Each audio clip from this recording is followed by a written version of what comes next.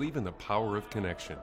Our world-leading agriculture network connects producers and consumers to supply top-quality food ingredients each and every day. Our team takes great pride in working closely with farmers to help feed the world. It's something we've been doing for over 100 years. And as an industry leader, we're dedicated to playing a critical role in meeting the needs of a growing world. Because together, we're stronger and achieve more. RME, proud sponsor of Curl Manitoba and the Scotties Women's Provincials. With 10 locations in Manitoba, RME is your preferred Case IH equipment dealer. RME, right by you. Half a century and 20 stores after they opened their first store, McMunn and Yates is still in your neighborhood. Getting involved, supporting consumer and contractor alike. A community building, helping build communities. McMunn and Yates, make it better. Eat. Meet. Stay. Canad Inn's destination centers are your home for hospitality, with 10 locations in Manitoba and 1 in North Dakota, featuring the finest in accommodations, food and beverage, entertainment, banquet and conference facilities, and so much more. For the best service and best value, your only stop is Canad Inns. Call today at 1-888-33-CANAD or visit us right now at canadinns.com. Asham Curling Supply. Superior fit, comfort, and performance. Asham curling shoes are the best we've ever used. Hi folks, I'm Arnold Asham, and our product is always satisfaction guaranteed or your money back. Asham Curling Supplies. That's your best delivery of the day. And the lock.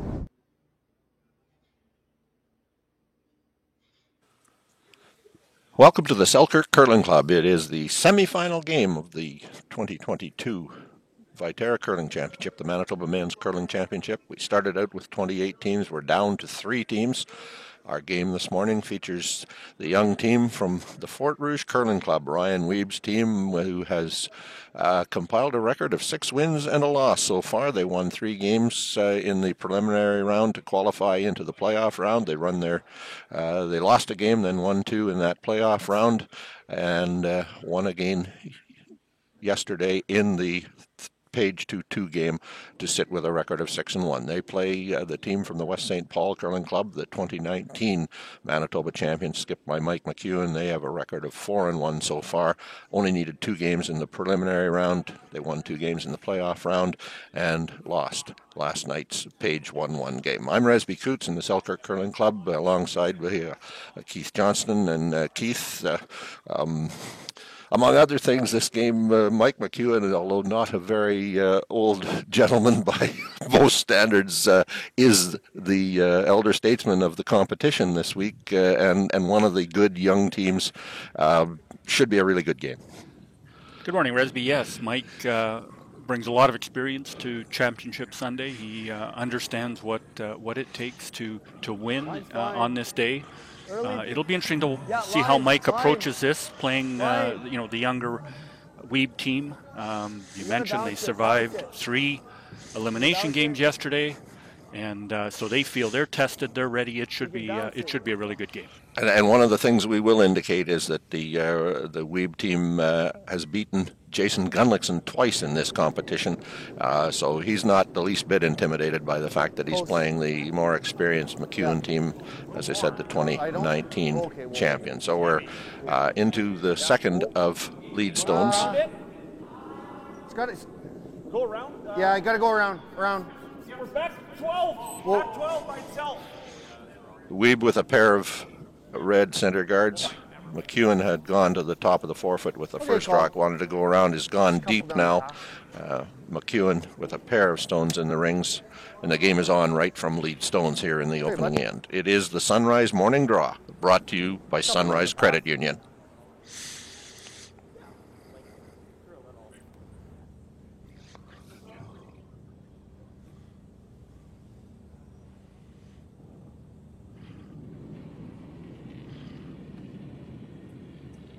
Second, Sean Flatt. Line's fine. Get a room. He'll go around those center guards. Wants to get to the face of the McEwen stone in the top of the forefoot. Cut down the scoring area. Curl, if you can. You gotta freeze it. Yeah, hard. Hard. Hard. Okay, Sean. Good. Good first stone from Sean Flatt.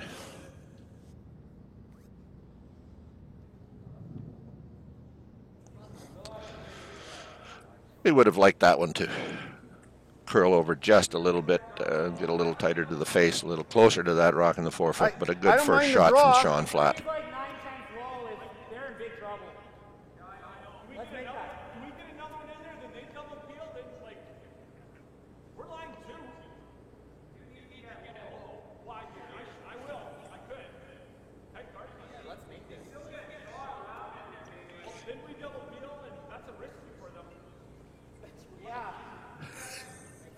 Hey, it's nice speed. 15-4 got in theirs. So you heard that conversation. They're looking to get just a little across the nose of the red stone just left there by Sean Flatt. If they can get cornered on the center line side. I think we're top 12. His description was 15/16 low, meaning across the face on this turn, but he's... Stay frozen high. Little bounce. Okay. Just pick. I thought that was T-line. Close to T-line.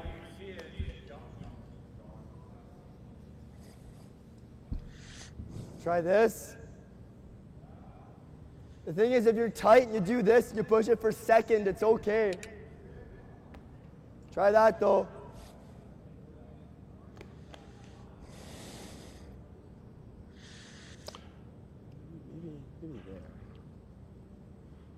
Looking for some very precise rock placement here, in the opening rocks of the first end. This is an indication that this game is going to be a very entertaining game. Easy, easy.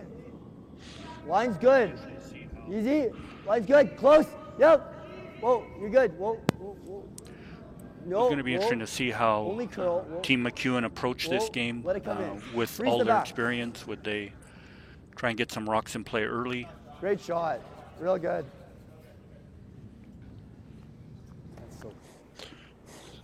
Camera angle is not precisely above center of the ring, so you can't be certain, but it does appear that that red stone would be shot stone in the back of the 4-foot circle. Yeah. And McEwen will ask his second man, Derek Semigulski, to try to peel off all three of those center guards.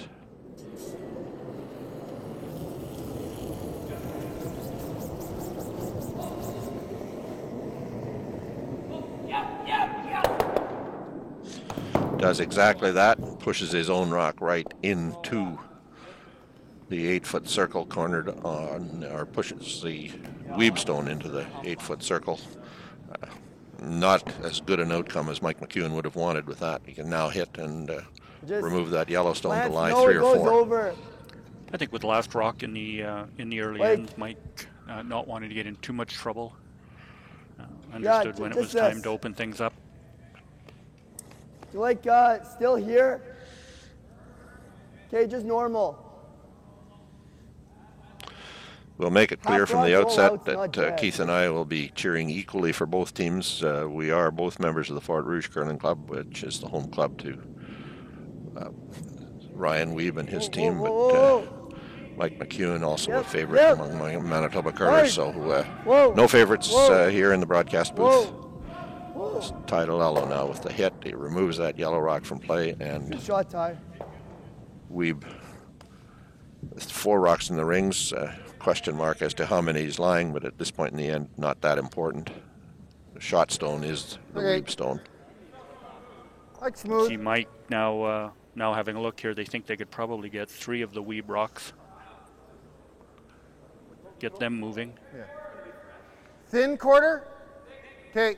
Thick quarter.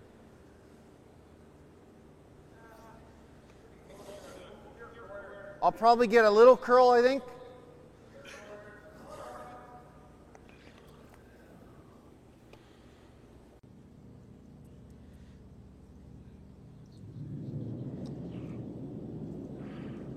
The left-hander, Ty DeLello, with his second shot of the end. Good toss, Ty. Remove the McEwen stone from the back of the rings. Weeb will lie 2.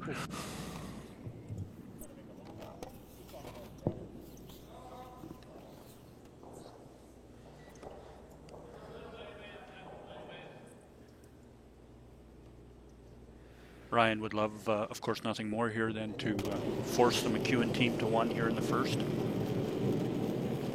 Clean. Yep. Yep. Whoa. Close. Reed Carruthers. Curl. Curl. Looking for the nose hit out here in the corner. With that straight turn practice. And with his first shot, honestly, Ryan Weeb has a open hit opportunity. Touch with a straighter throw. And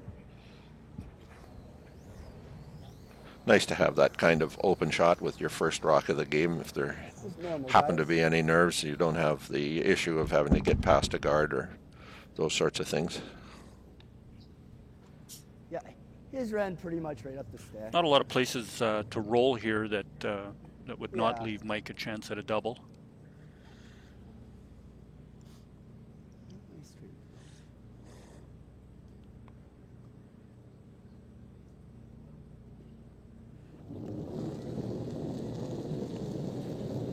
Yep. Whoa.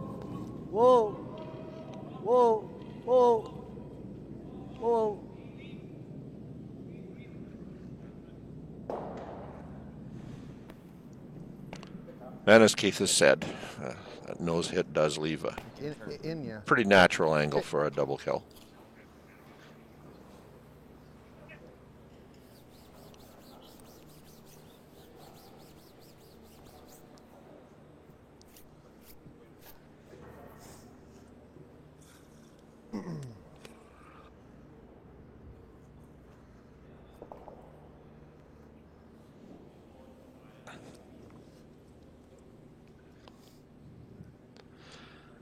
Mike McEwen's first shot of the game.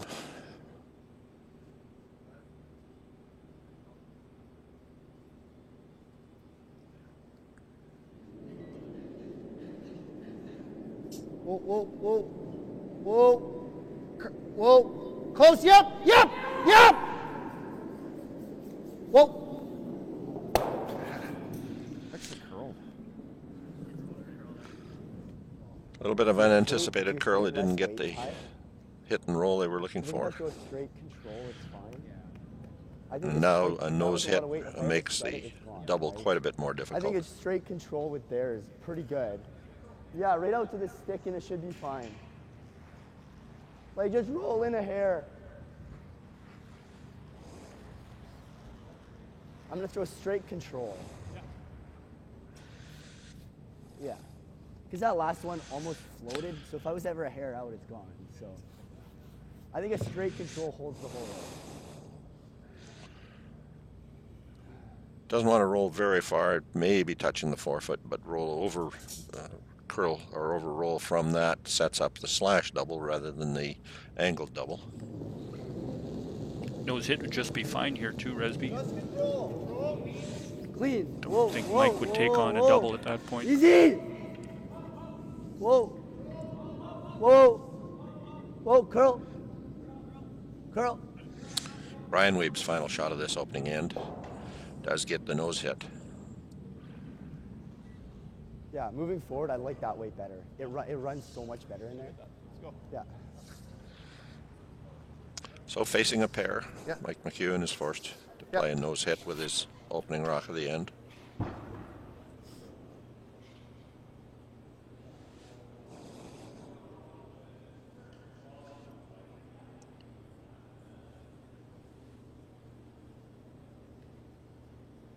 We've noticed Resby, Mike's path to this semifinal game. He found himself in a lot of tight games, it seems, going back to the start of the playoffs with stealing a win in the extra end.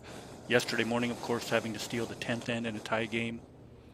Last night, a 1-point game with Colton Lott. So they've been in a lot of tight games, it seems. They just aren't breaking open anything. No, they in fact needed 3 in that earlier game against Braden Calvert on the 9th end just to tie and go to the home run and stole.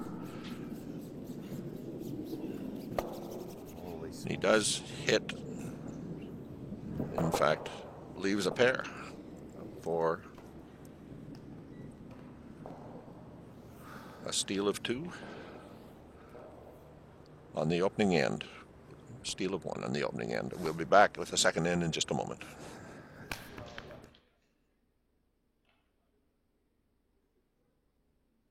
At Viterra, we believe in the power of connection. Our world-leading agriculture network connects producers and consumers to supply top-quality food ingredients each and every day. Our team takes great pride in working closely with farmers to help feed the world. It's something we've been doing for over 100 years. And as an industry leader, we're dedicated to playing a critical role in meeting the needs of a growing world. Because together, we're stronger and achieve more.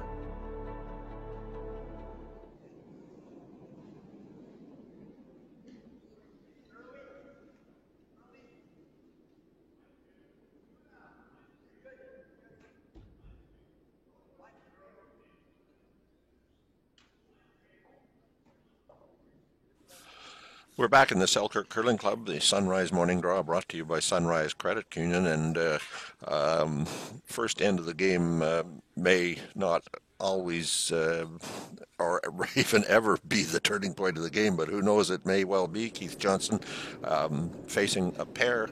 Mike McEwen electing to play a nose hit with his final shot, and over-curled, rubbed that rock in the back of the forefoot, and in fact left it in the rings. It was a steal of two for Ryan Wiebe.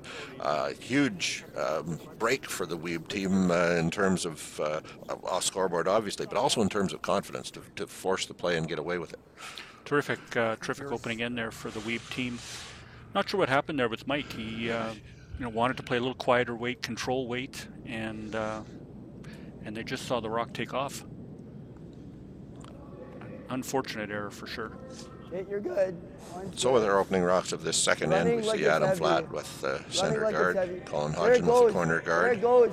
Adam Flatt now with his second stone of the end, and looking to come 15-4 to the top of the rings in behind that center guard. Yeah, you could probably go all the way, Sean.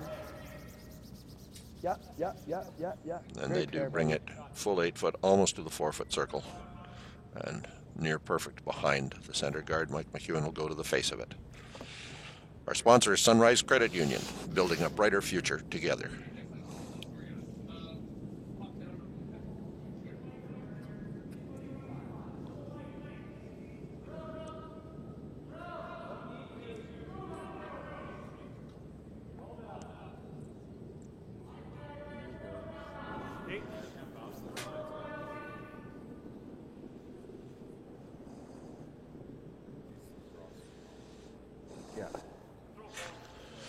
Wanted to get to the face of it, but these perfect weight. Straighter. They have to be. The D stones have to be straighter.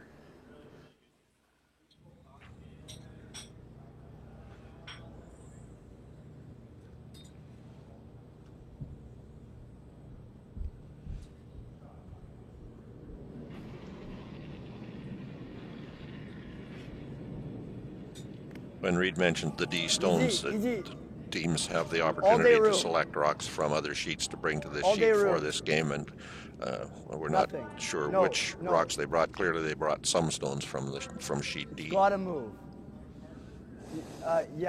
Carve it. Interesting that they had the opportunity to select the stones, and now it seems they're even questioning them a little bit. Yeah, good. Quite often happens when you have a miss.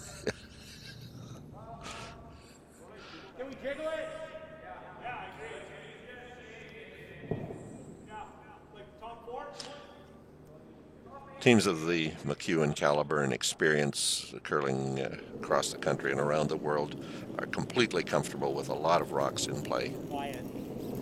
Sometimes it doesn't work out the way it didn't in the first end, but overall we'll see the McEwen team play with a lot of stones in the center of the rings.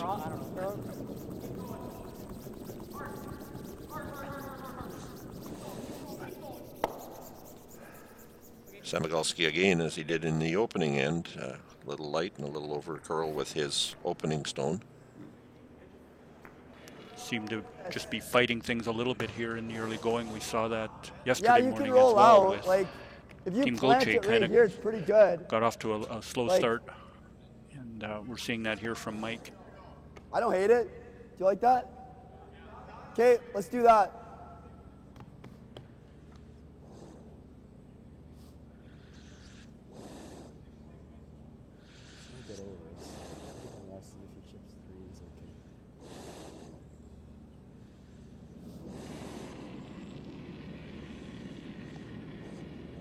Easy room. Turn draw. Easy. Easy, Ty. Ty, you're on this. Close. Yep. Whoa. Yep. Hard. Bounce it. Yep. Keep going. Go. Yep. Okay, shot. Does Robin roll back to center guard position? It's not bad. Because he's got to make a play, right? He could double those. We nose run, stick the shooter. We mentioned in our opening, Resby, the Weeb team played a number of big games so far this week. Feeling good about their game. It'll be interesting to watch as the game moves on. Can they keep their emotions in check and as each end goes by?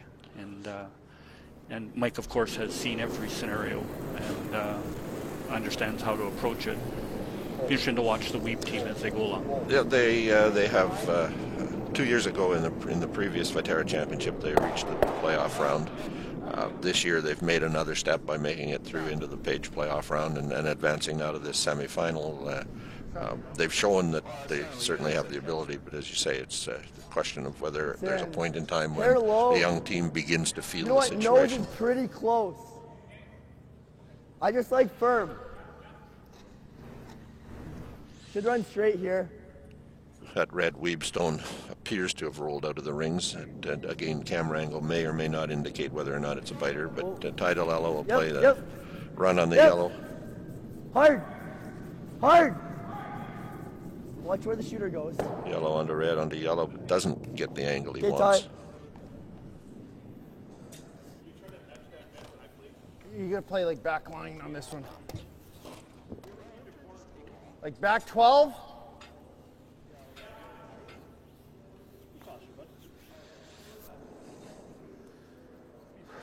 Okay.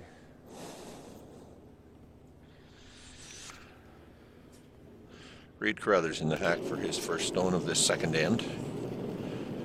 Weeb team up 2 after a steal of 2 on the opening end.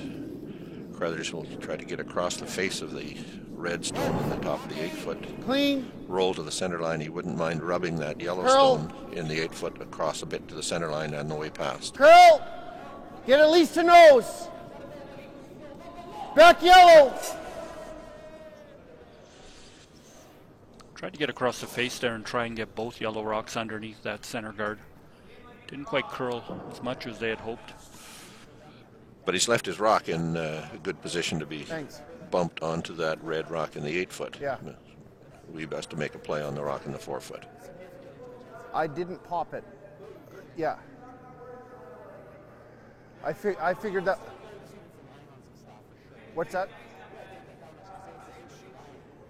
I threw that to make it because of where the broom was. But yeah, we need less. Yeah.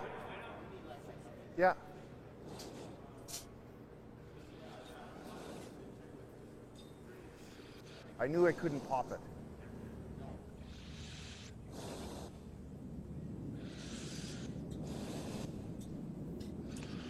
That was Reed Carruthers you heard talking about his release on that previous shot. Didn't pop it, he wanted to get it to curl. Whoa, curl, you're close, curl. Ty DeLello's second shot of this second end. Wants to curl past that guard. Okay, Ty. Good.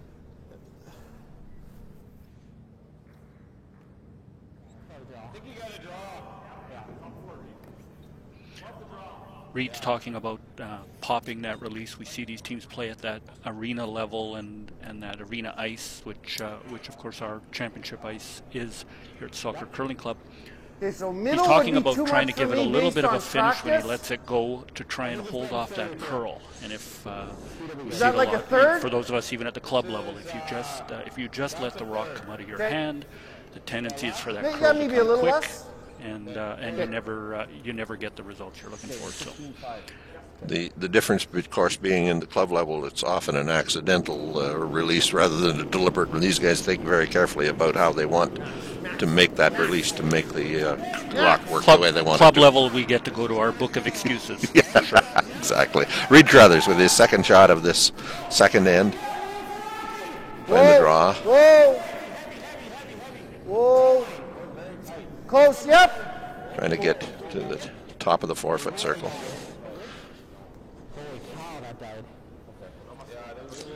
And does just that, but he's left the rock in the back of the 4-foot wide open for Weave to draw to. I think boom's good if I throw up here, or better.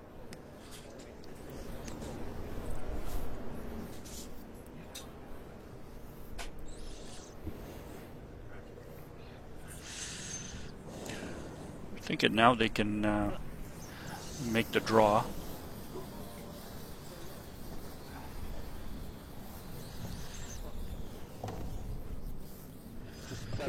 Thoughts on how it's running in general?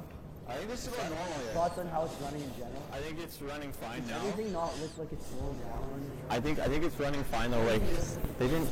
No, I agree, but they didn't shoot that at all. Like they thought it was heavy out of his hand and they lost it, right? So there's been 3 rocks down this. Ryan with a little bit of doubt in his mind, hoping his front end can reassure him. Okay, Ryan and the Flat brothers have curled together for a very long time, and he'll have complete confidence in the information he gets from these two guys.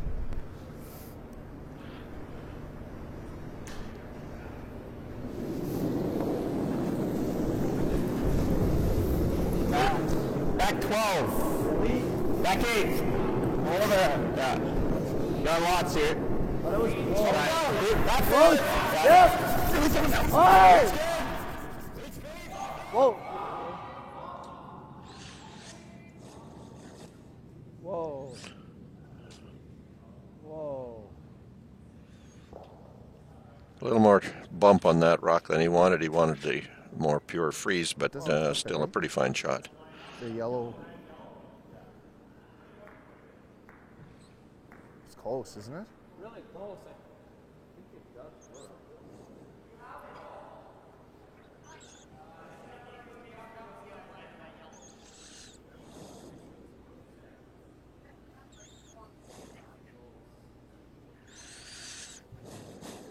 I think it does.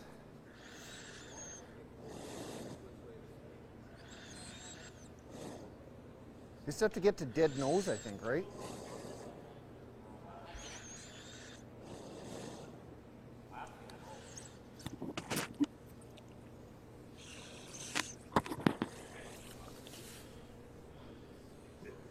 The other shot is the other shot is just this, like just try to.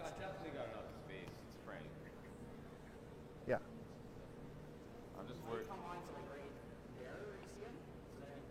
Yeah. Yeah. Yeah. So, like, we could just play like back line and do this too, right? Yeah. Like, you seeing a firm? Yeah.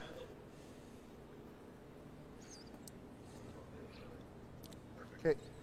Mike likes this this nose hit on the yellow rock. And then we'll put the broom Feels down. everything is lined up. They talked about also chance to draw down and kind of come across the face of that red one on the button and tap it back.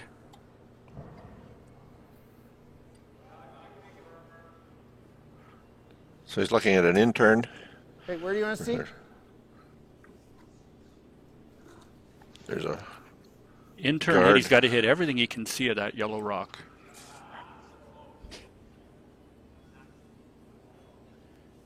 Be interesting to see if when he makes contact with that red stone, if it actually moves, is able to move that rock off the button. That's his hope. He wants to hit yellow onto red, edge the yellow that's in the top corner of the 4-foot onto the red rock on the button. If it works, he's lying 4. Yep. If it doesn't, hard. Whoa. Yep. Whoa. Whoa. Does get through the port. Contact, contact, contact. And yellow, McEwen, lies 3. That was 3. It's good. They did have the angles figured out. They did have the angles, worked out very well. Ryan does have a chance here to either freeze to this rock on the top of the button. I think it's still try and take the end away. I think that's just the shot. Just through this draw. No, I think freeze is just the shot, guys. Let's throw less away. I think the line was fine. There. Yeah. A little bit less weight. Yeah.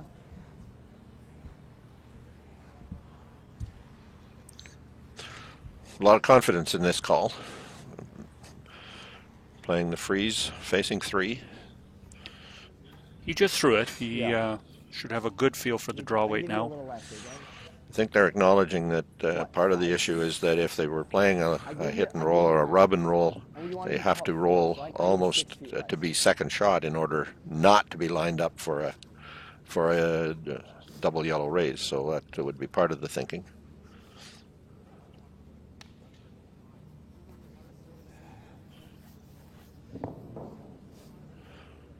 So after stealing 2 points in the opening end, Ryan Wiebe faces 3 McEwen stones as he sits in the hack to deliver his out-turn draw, and he's looking for a freeze to the face of the shot stone on the button.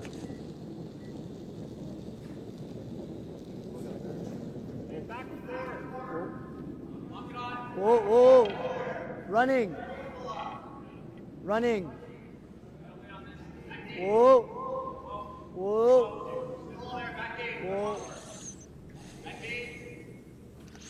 Does not want to roll off this rock. Oh, right guy. Does exactly that. Sits wide open, leaving McEwen the opportunity for nose hit for 4. Dead nose. Might even bring that top one into play. Makes the double.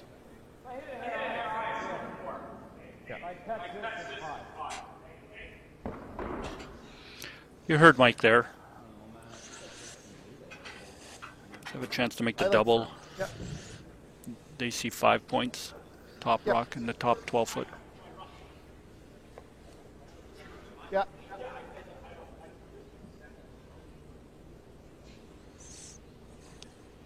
See it a lot at this level where teams get these rocks into position, get it down to skip stones, couple of shots, and next thing you're looking at a big end. The angles, and credit Mike McEwen on his first shot. He could see that shot, and some of the other team members weren't quite as convinced that it was the right call, but there was no question in Mike's mind, completely confident that he could visualize the result and got exactly what he was looking for. So now we're looking at a nose hit opportunity, or just a little off nose for possible 4, possible 5, depending on whether he gets the right contact on that rock in the back of 12 foot. Mike McEwen's final shot under the end in the second end. Yep! Whoa! Whoa! Does come to it. He makes the kill, and it is a count of 5 for Mike McEwen as he takes a 5-2 lead to the third end. We'll be back with that third end from the Selkirk Curling Club in just a moment. And the locker room celebrations are already underway, and they're going to be Be a player. Bet with Manitoba Sportsbook. Play Now Sports.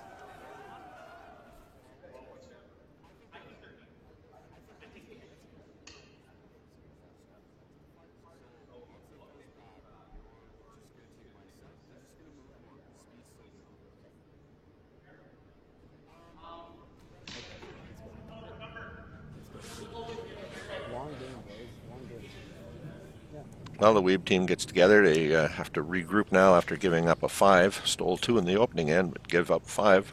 But you did hear Ryan Wiebe say, it's a long game, boys, and it is, in fact. 8 ends to play, down 3 is not insurmountable. It is the Sunrise Morning Draw, brought to you by Sunrise Credit Union. Colin Hodgson with his opening rock of the third end. I got close. Difference there in that second end, Keith. Mike McEwen had complete confidence in that double tap that he played with his first rock, and he made it. Ryan had complete confidence in the freeze shot that he played, but it just didn't curl up quite the way he expected it to. Yeah, it's a game of execution. Call it sometimes a pressure game kind of thing. Ryan had just thrown the draw, felt good about the draw. Unfortunately, could not be heavy. It turns out he was. And Mike made no mistake. Important conversation there with Ryan and his teammates. Naturally down a little bit after seeing that number go on the board. It's a long game. Rally the troops. Work hard now in this end to get a deuce. Okay.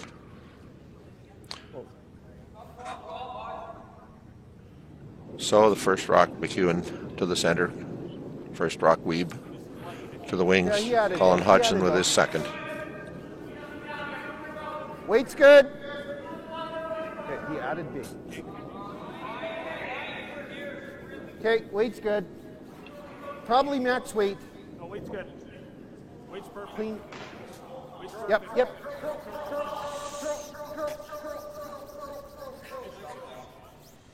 Drop it.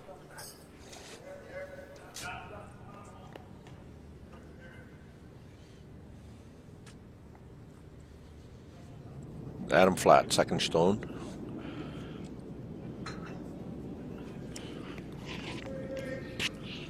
Looks like they're going to come around that corner guard. Mine's good. May choose to stop short here, get the double corner guards. Mine's great.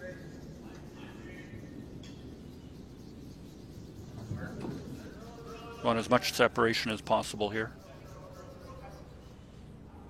Good shot. And he does have that pair of corner guards. McEwen with two rocks on the center line in the rings. Derek Samogolski now with his opening shot at the end. Weight's good. I think it's halfway. No, 2/3. Okay, three. Go slow if you're going straight. They'll look to guard their two rocks in the rings, knowing that sooner or later the Weeb team will have to make a play on them. Big grab.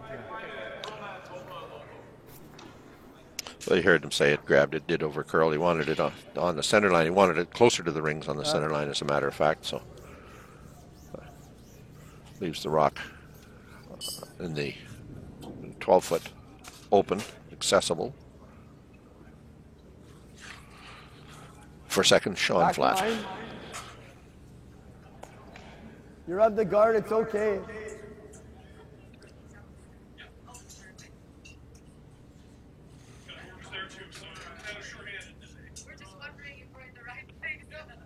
So Sean is asked to play that backline weight.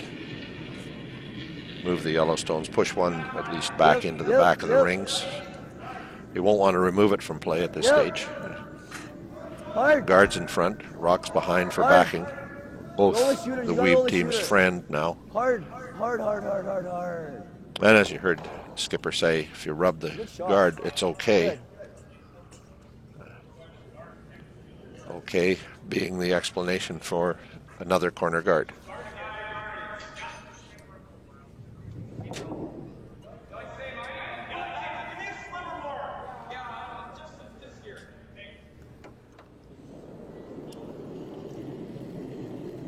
Mike will just keep replacing that center guard until Touch left, weight is close. until the Weeb team does get an opportunity to try and play in the rings.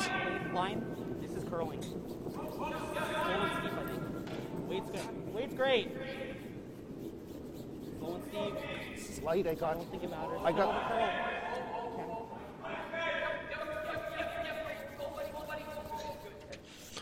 And he makes the perfect center guard this time.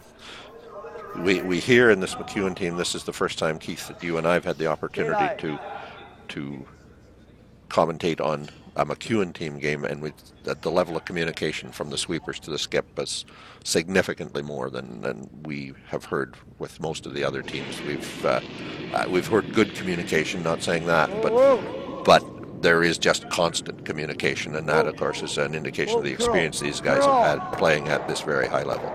Good shot. Playing at a high level and throwing countless rocks in practice, they understand how each person throws the rock, and right from that release, there's communication back to the house, what the brushers see, of course, the person holding the broom, what they see, and there's no room for error really at the level they play. In then. Exceptional In run then. back here. Runs that center guard through, takes the two rocks out of the Decent, looks like. out of the rings, but does leave that center guard. Mike McEwen's going to use it. Reed Carruthers with his first of this third end. McEwen leading 5-2. Okay, go ahead.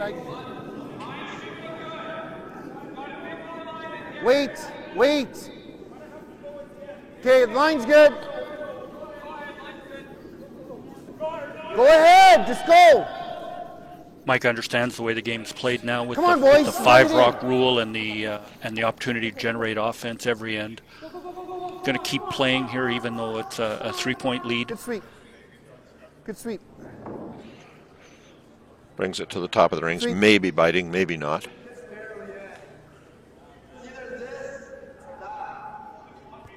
Not bad. It's better than deep. Opportunity for the Weeb team here now. They get a chance to go around their corner guards. Maybe less.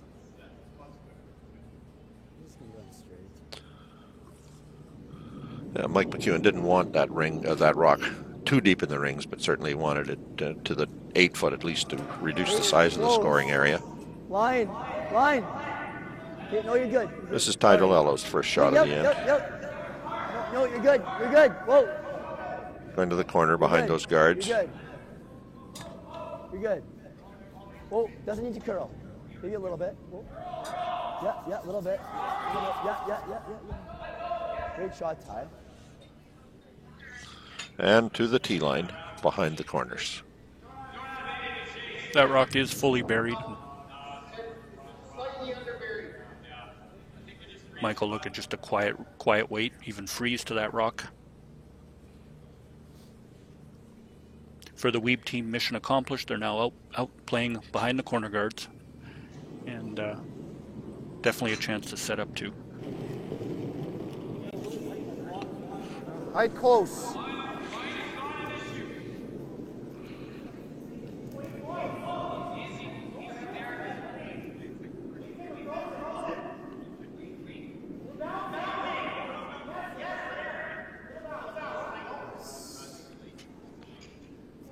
So Reed has made that shot almost to perfection without sweeping. He made a little less weight to allow for some sweeping. He would have in fact got to the nose of it the way, or to the corner of it the way he wanted to. Okay. Perfect freeze is always a difficult shot, and when you get on this ice, the speed of this ice, it's just a fine line between an extra couple inches rolling off the rock. Like 3/4 bang. And this is dead. Like, he makes that, we're bad shape. I don't know. I don't mind just like going to here. Lose it. Like, as long as you're still in the 8-foot. Okay, control. Skip Ryan Weeb.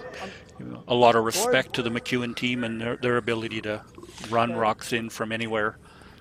We were thinking exactly the same thing, and in fact, Keith, I was thinking that there's possibilities showing too much respect for the McEwen team's ability to make these shots and worrying down 3, maybe worrying a little too much about being precise in placement of this shot.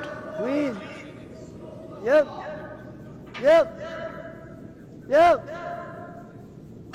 Curl. Whoa. Curl. So we play past the guards, hoping to curl. Get some action off this Yellowstone. Pretty much nose hit. And the look on Ty's face does tell you that he's not completely satisfied with himself. He knows he needed to get a bit of roll off that rock. Otherwise, he's left Mike a pretty routine kind of double kill. Yeah, they talked about a couple of options. Tried to roll back 4 foot and sit 2. We thought maybe even roll a little bit the other way underneath the corner guards and leave that angle, run back if the McEwen team wanted to take that on. Unfortunately, they got stuck in between those shots, the nose hit and an opportunity for a double.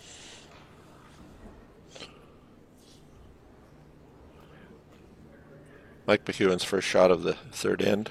McEwen team leads 5-2 after dramatic switch in that second end. They gave up a steal of 2 in the first end. Mike with a nice double tap shot to set up what eventually became a 5 on an open hit with his last rock on that second end. Whoa. Close. Whoa. Yep, whoa. Whoa. Yep. Yep. Yep. Yep. Yes. Yes. Yellow. Yellow. You just burnt it. Yeah.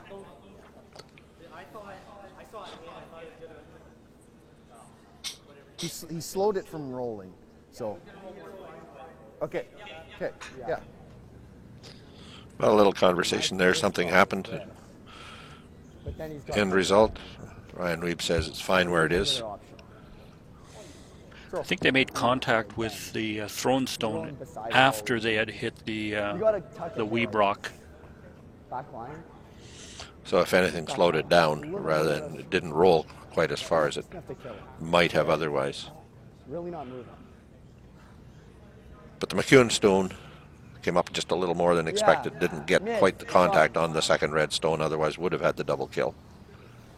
I've heard it a couple of times in the early ends where they're getting a late break and kind of catching them a little late in the brush. I'm giving you like not much more than what I threw down here. We're gonna try to get a half piece under.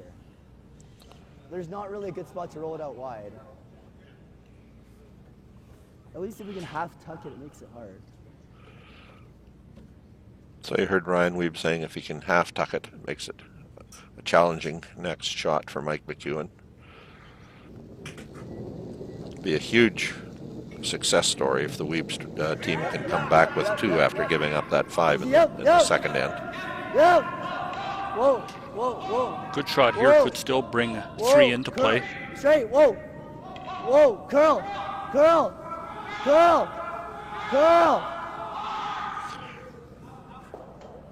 And he more than half tucks it and pushes the rock. It's a terrific shot. Back into the ring. So that's one of those extra bonus points on the scoring sheet. If you're keeping percentages, that was an outstanding shot. Does leave Mike McEwen a straight run back. Yeah.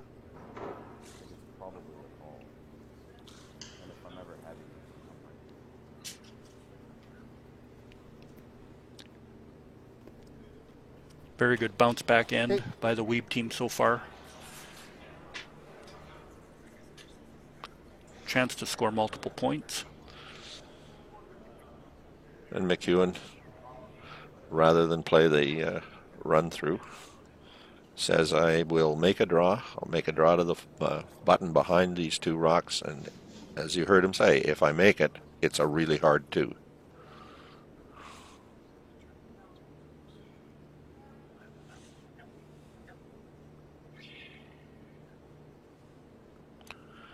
Mike McEwen's final stone of the third end. Semi-final game of the 2022 Viterra Championship at the Selkirk Curling A little Club. bit for line. Close. How hot? Line. Where? Okay, we're going around. Yep.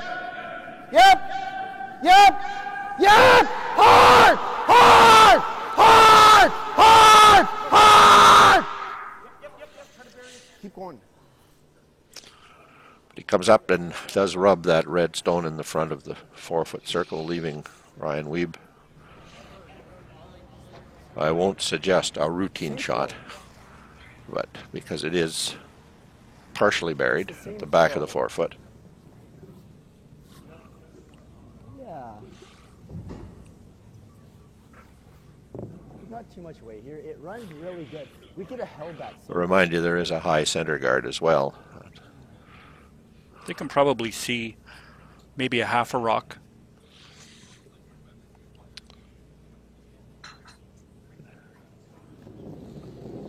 Just that light tap, heavy draw. Tip to the Yellowstone, tap it back through the 12-foot circle for a score of 3. Easy! Ryan's got to think key line kind of weight, give it to the brushers. Whoa, whoa, whoa, whoa. Yep. Hard!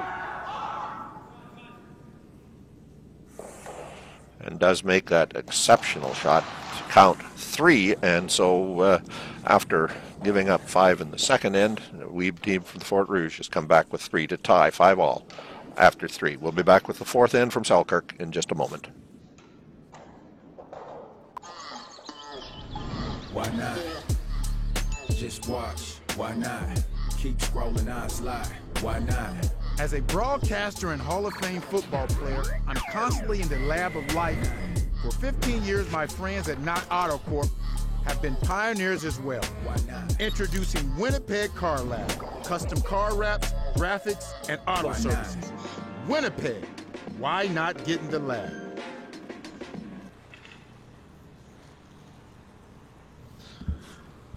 Well, a huge bounce back end in the third end by Ryan Wiebe and his young team from the Fort Rouge Curling Club. They had given up the 5 in the second end and came back to score a 3-2. Wonderful shots by Skip Ryan Wiebe. Mike McEwen had a shot at a double kill and didn't get the double, so that combination gives Wiebe a 3. And if I'd have told you at the start, Keith Johnson, that would be tied after 3, you wouldn't have been surprised. But if I told you it would be tied at 5 after 3, you would have been surprised. Yeah, the teams are getting some rocks in play, and you know, it's we've talked about it before at this level. It's a half shot here or a half shot there, and some crooked numbers can go on the board.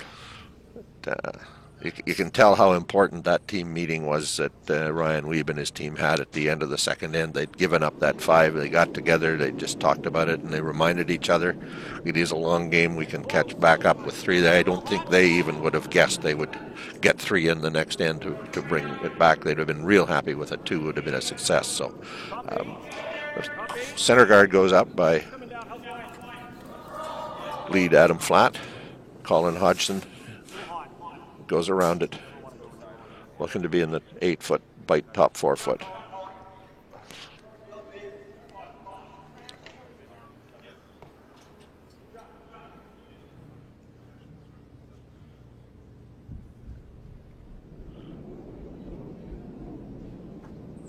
And Ryan Wiebe is showing us right from the start he's completely willing to play the game with Mike McEwen. He's not not intimidated, not bothered by the fact that a miss gave up a 5. Okay, there it goes, there it goes. Came back with 2 wonderful shots of his own on that third. Are you bouncing? And he asked his lead Adam, okay, hard, get it there. Hard. Try to get to the face of the stone at the top of the 4-foot. Okay, Adam. That's the way they have to approach this game as well. They can't sit back and play to lose by 1 kind of thing. They have to do their job, play their game, throw their rocks, and see what happens when the dust settles. So tied at 5, chance to reset here in the 4th end. 3, 4, 4.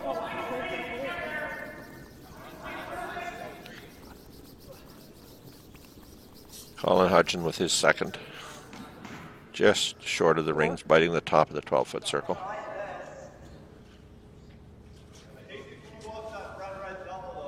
What?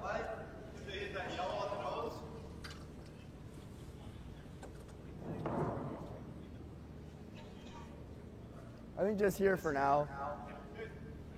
A little bit light's okay, Sean. No, let's go here. Could play the freeze on the out turn side. As he says, a little bit light's okay. Block off the center. Reduce the size of the scoring area as well. Where? Running good, running. There it goes. There it goes. Copy. Easy. Take a look. 15-2. No. You don't want this to over curl and leave the 2 red rocks in a position to be doubled off. Came to rest, just a little nudge on the Yellowstone. But positioned exactly where Skip Ryan Wiebe asked for it. Close. Weight's close. It's really close. Weight's good. Line only. Smoke. What? Hard for bounce.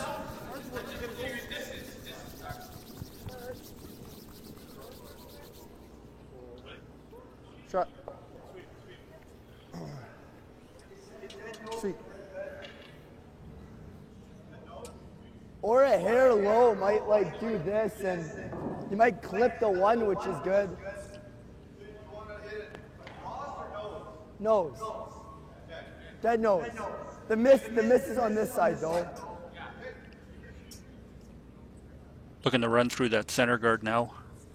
Unless you're seeing the end. Okay, nose.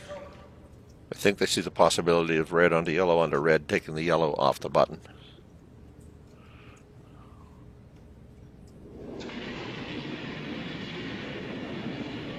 Sean, 5-second shot of this fourth end. Whoa.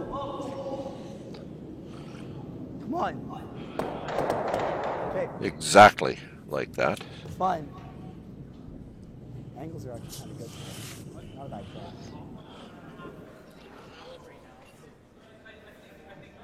But red behind two yellows begins to be optimistic for McEwen throwing the yellow team, Yellowstones. Still early enough in the end here, Mike. Yeah. Mike will look to move some rocks around. 2.5, that's close.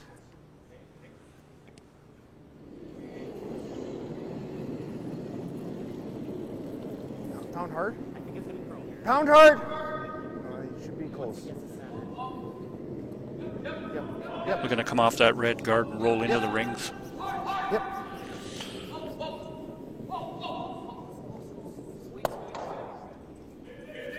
It is in. And it does roll to the corner, pushes the red right out of play.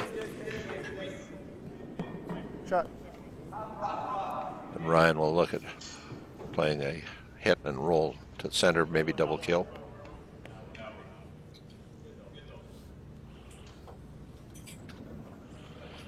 McEwen didn't want that red guard left there as an opportunity for Ryan Wiebe to promote it. Half rock. It's a firmer peel. Okay. One lonely red rock in the rings, in the 4-foot, behind a pair of yellows on the center line. One at the wings, Tidalello with his out-turn hit, looking for a double kill with a couple of Yellowstones. Doesn't remove it, but certainly lines his two reds up now on the center line. And we'll remind you there is a red guard right behind the N in McEwen's name on the score chart. There it is.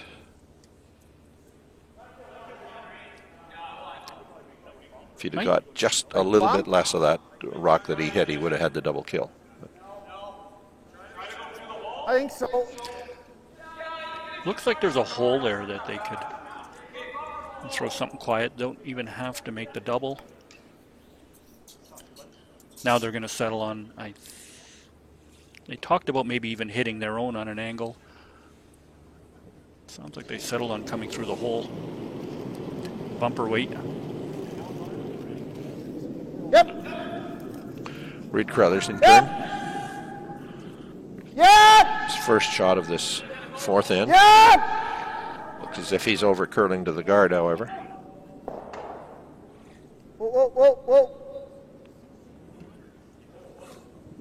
And it spins back to cover his own outside rock.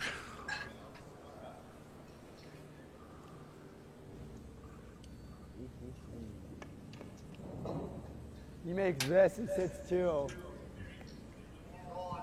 Yeah, probably. Yeah. Just that last rock here, the Wiebe team, board. chance to eliminate a McEwen stone.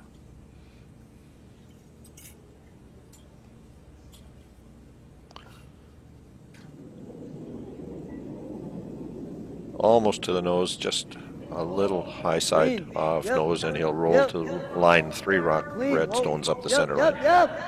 You gotta go. Hard, Sean. But he's over curling. Whoa. And in fact is going to Sorry, Mike. just accidentally remove that second Yellowstone from the rings, a real bonus on what was in fact a miss.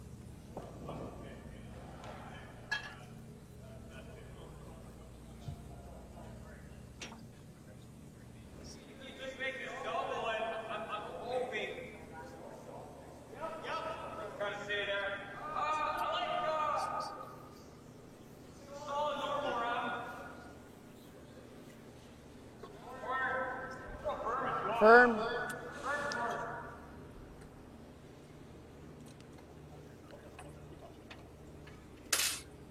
Chance here for Reed to eliminate a couple rocks. Might leave the Weeb team with a double coming back. Close. Yep. Whoa. Whoa. Whoa. Whoa. Does make that double kill, rolls back into the back 12-foot. Okay. Ryan Weeb and his team still lie one.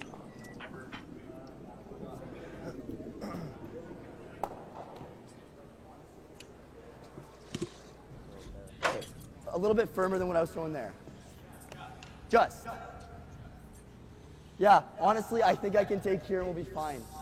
I think so.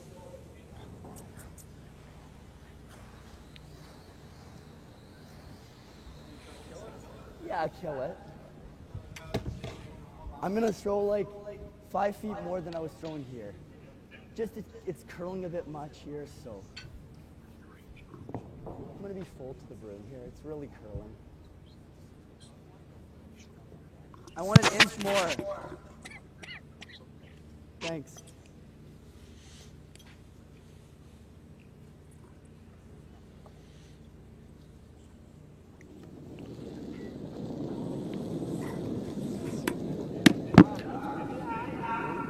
Ryan looking here to play quiet weight, down, remove the back rock. Try and sit two. Yep. Keep it going. Whoa, whoa, yep.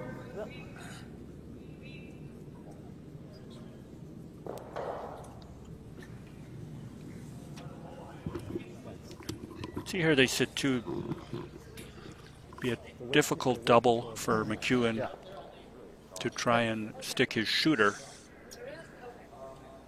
I think if you focus on making the roll with our shooter, the 8 is going to go to a good spot. Yeah.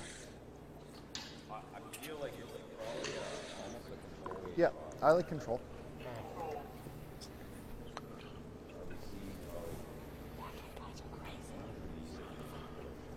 Mike thinks if he hits about a half of his rock with the proper weight, can roll under the corner guard, send his yellow rock back towards the 4-foot.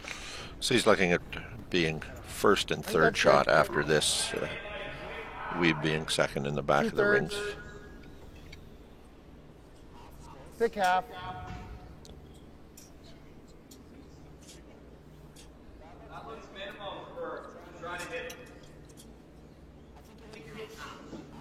Mike McEwen's first shot of the fourth end. It's important here that Mike's shooters stick around. Wants to avoid being forced.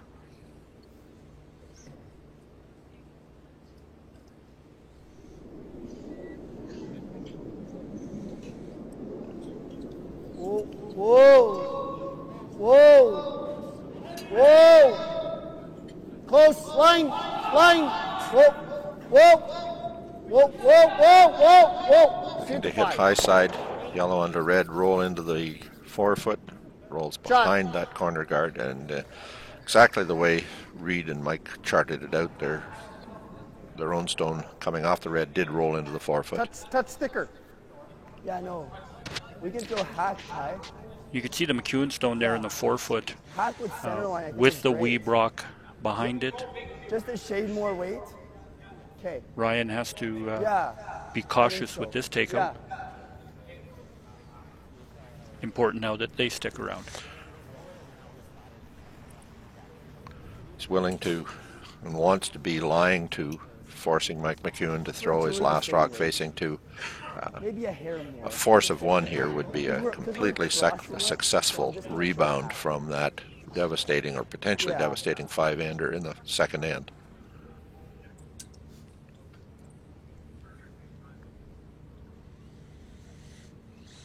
And he'll also recall that on the opening end, McEwen had a hit for a facing 2 and didn't execute, so who knows what can happen if he is lying too. Hard!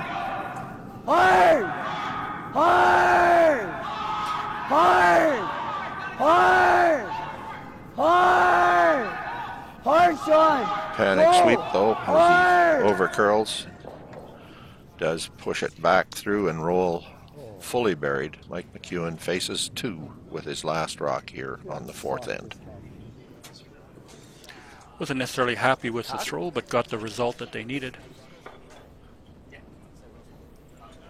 I'm fine with it. Without the audio, without the desperation sweep call that we were hearing from the team, when you see the result, you see 100% perfect result, exactly what they were looking for, to be lying to, fully buried, no opportunity for double kill. And McEwen forced to take a single.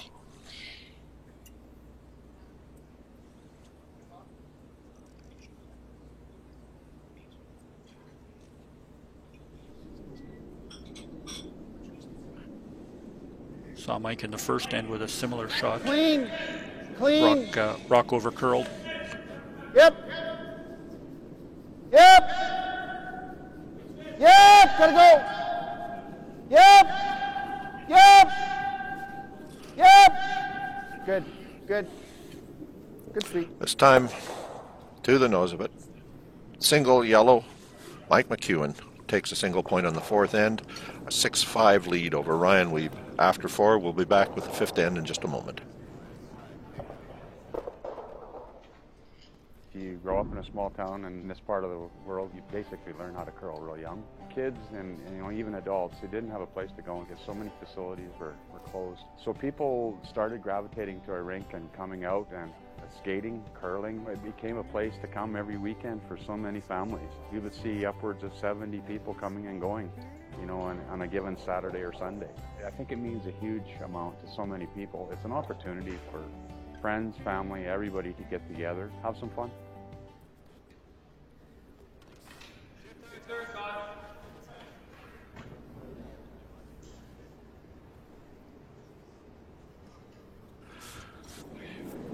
We're back in the Selkirk Curling Club. It is the Sunrise Morning Draw, brought to you by Sunrise Credit Union, the semi-final game of the 2022 Viterra Manitoba Men's Curling Championship. And fair to say the Ryan Wiebe team from Fort Rouge has rebounded completely from what could have been a devastating 5-ender on the 2nd end. Came back with a 3 to tie on the 4th and on the 3rd, then forced Mike McEwen and his team to play facing a pair and take a single point to lead 6-5. If there were any nerves in the opening, as you say, the Wiebe team now with their feet firmly under them, realize they're in a game now, semi-final of Manitoba Men's Championship. Yeah, it's kind of curling early. And if there was any question before, they belong in the game. They've proven that just by the way they've handled that situation. It was unfortunate to give up the 5, but it didn't rock them too much. They simply said, it's a long game, we'll catch up, and they caught up a lot quicker than they probably would have expected to. So McEwen throws the center guard, having scored 1 on the 4th end.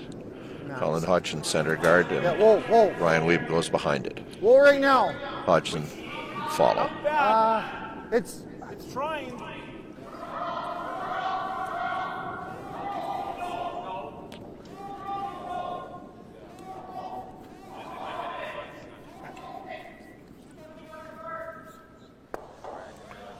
Bumps, rolls off a little bit.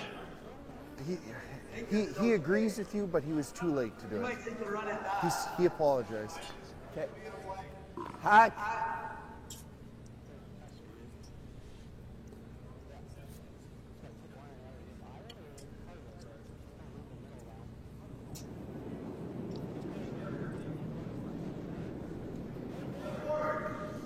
Clean. Adam Flack's second shot. Clean.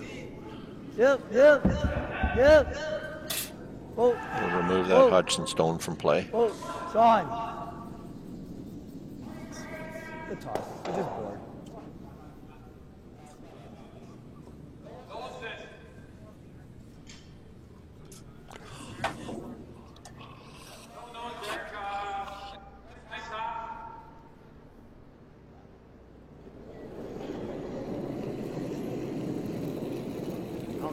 Heavy hack.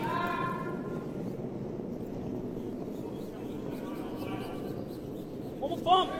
Bump.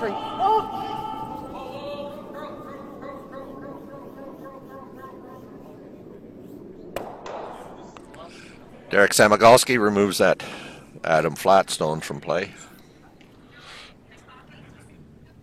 Nose is not in. I'd hate to do that, make him make that. Like, this is fine.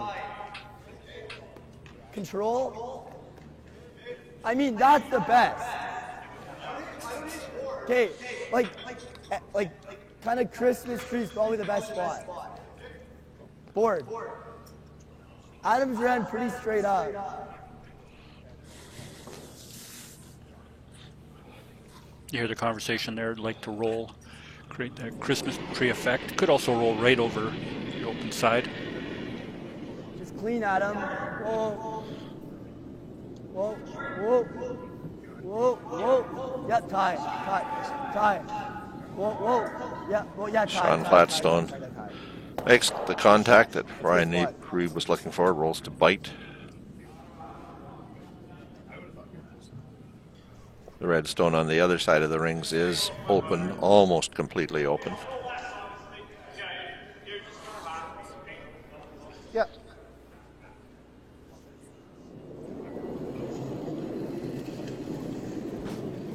Weight's good. Derek Samagalski, he's asked to go around the out-turn side of that center guard. Trying for a tap and roll to the center line.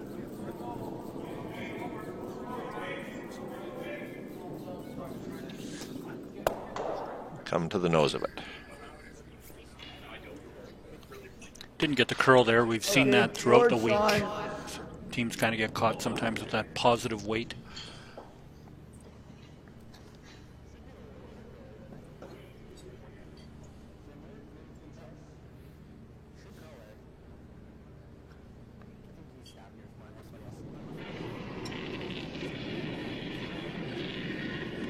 Easy, clean, yep.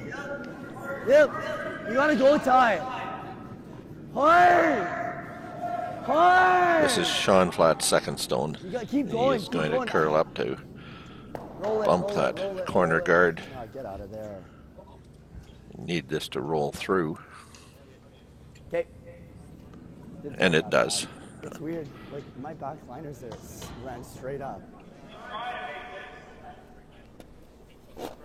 Rolled over to a corner guard there. You can see Mike, the indication, try and hit the weeb stone. A couple of places they could roll.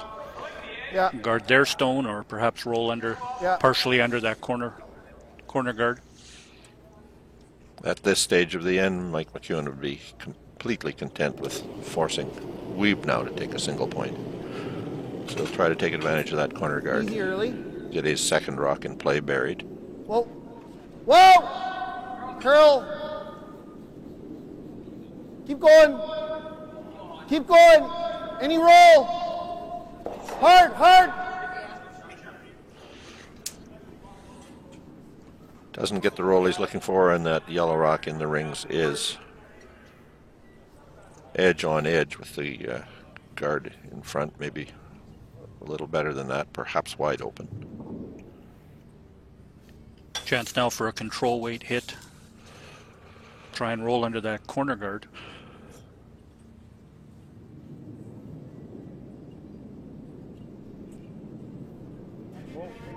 Whoa, no. Whoa, curl. You gotta curl it. Hard for a piece. Get in there. Does make the contact, roll to the wings. Great Will he shot. roll out of play? No, he does not. He stays for a biter, which McEwen will remove and roll to the center line. Nervous moment there for the Weeb team. Ty had just the right weight. What weight?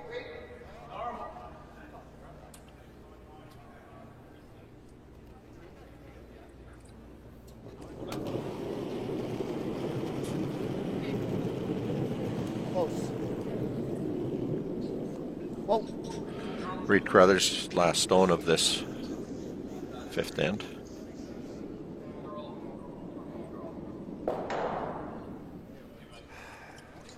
Hits and rolls away. I'm liking this. Because if we ever make it good and he decides to just end it with that. Board, same weight. You can make it good.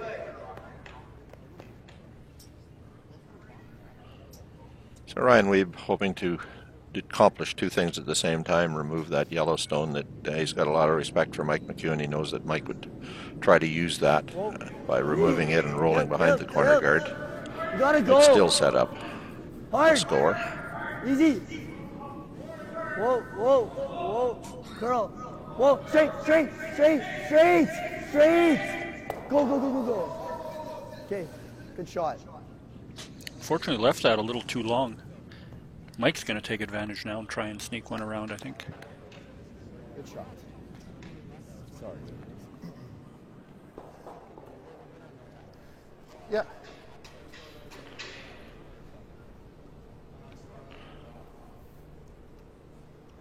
Mike McEwen leads 6-5, was forced on the fourth end to take that single point to go up 6-5, and is now in a position where if he can bury, perhaps he can return the favor and force Wiebe. Wants to go around those two guards. That was always the risk with Ryan taking on that center guard, asking for the roll as opposed to just drawing around the corner guard to sit one.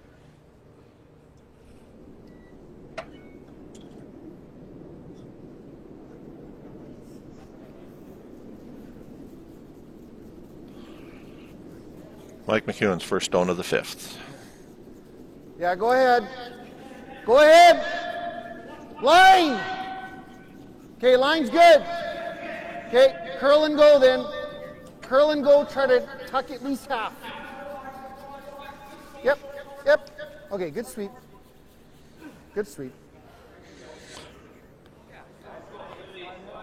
Does not get behind, Board. but is Just hack board. enough behind that it is unlikely the Wiebe team can rub and roll off it behind the cover. So, Okay, me too. I like that. so mission accomplished for McEwen. Yeah, okay, yeah. This side is center for sure. Might see Ryan just try and roll over towards the open side. Yeah, good half.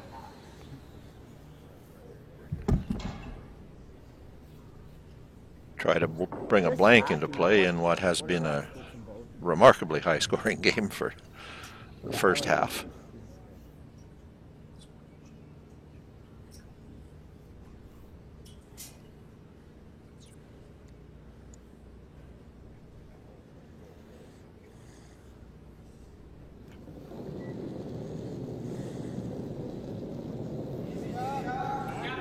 Ryan Wiebe's first shot of this fifth. Yep, hard. Gotta go. Gotta go. Hard. Hard.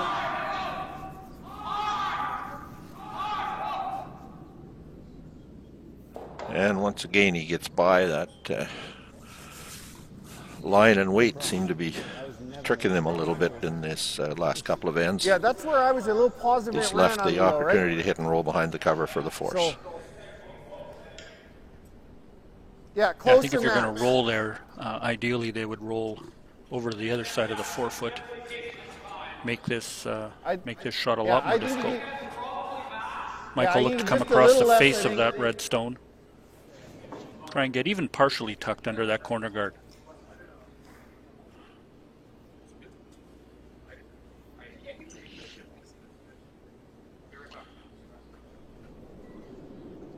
Mike McEwen's final shot of the fifth, an in-turn hit. Attempt to cross the face, roll behind the two guards. Clean. Clean. Yep.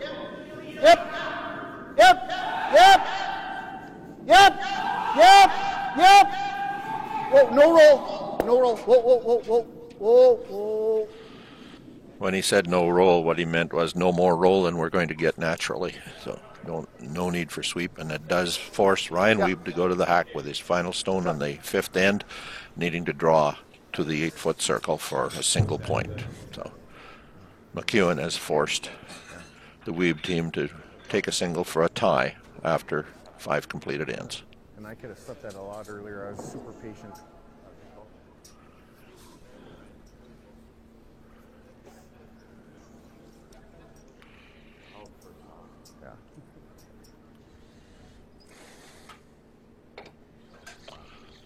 Oh, yeah. And as we watch this last rock release on the fifth end, we'll tell you folks that we're going to go to our fifth end break, but we'll also be trying to bring you, as we end the fifth end break and move into the top end of the sixth, conversation with the host chair of next year's Viterra Championship. So as we conclude the 2022 Viterra Championship, watching Ryan Wiebe come up just a little bit short, forced to play draw for a tie, ends up in fact giving up a steal of one. Mike McEwen goes to the fifth end break with a 7-5 lead. At hit and roll, the key shot in that end, it forced the draw.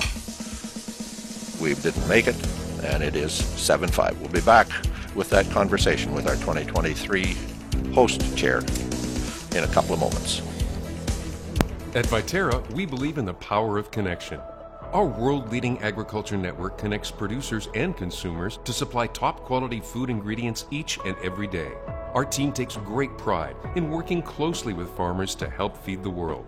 It's something we've been doing for over 100 years. And as an industry leader, we're dedicated to playing a critical role in meeting the needs of a growing world. Because together, we're stronger and achieve more. And the locker room celebrations are already underway, and they're going to be all night long. This is a team who struggled early on. Be a player. Bet with Manitoba Sportsbook. Play Now Sports. Asham Curling Supply. Superior fit, comfort, and performance. Asham curling shoes are the best we've ever used.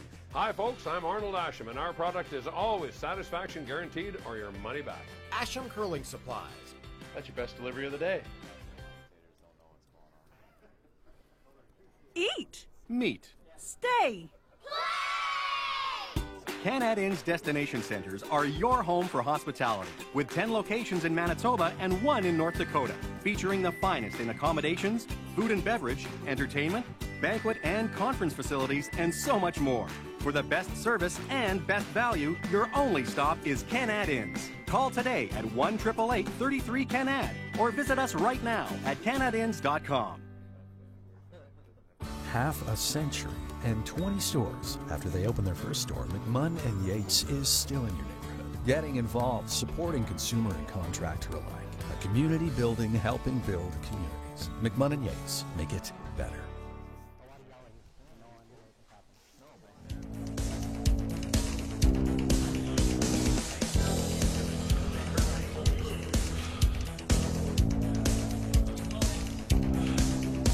Well, on the line we have with us, through the magic of some kind of technology, I believe, unless I'm just rambling here, the next voice we hear will be Scott Newton from Neepawa. Not only the next voice, but the next face we see, Scott Newton. And Scott, I understand planning now getting underway for the 2023 Viterra Championship in Neepawa. But the first question I have to ask you, just so that I can get myself oriented in the community, when Craig Baker told me I'd be talking with you, I said, now is that Murray's son or is that Weldon's son? So you need to orient me to who I'm talking with.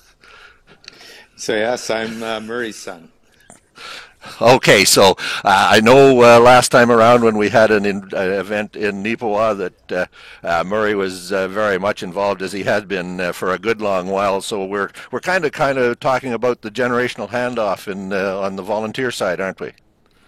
Yes, definitely. I've definitely grown up seeing it happening. So yeah, it's nice to carry it on and see these community events happen. So yeah, pretty excited about it. This event, if I'm not mistaken, will be the 5th Arena Championship in Neepawa. What's your recollection of earlier events? A couple of Scott Championships, a couple of Safeway Championships. That's correct. Yeah, I don't recall a whole pile about the early ones. In the early 2000s, I was still playing minor hockey in those days and curling a little bit, so I wasn't too involved with those. But the last one in 2013, I definitely lended a helping hand.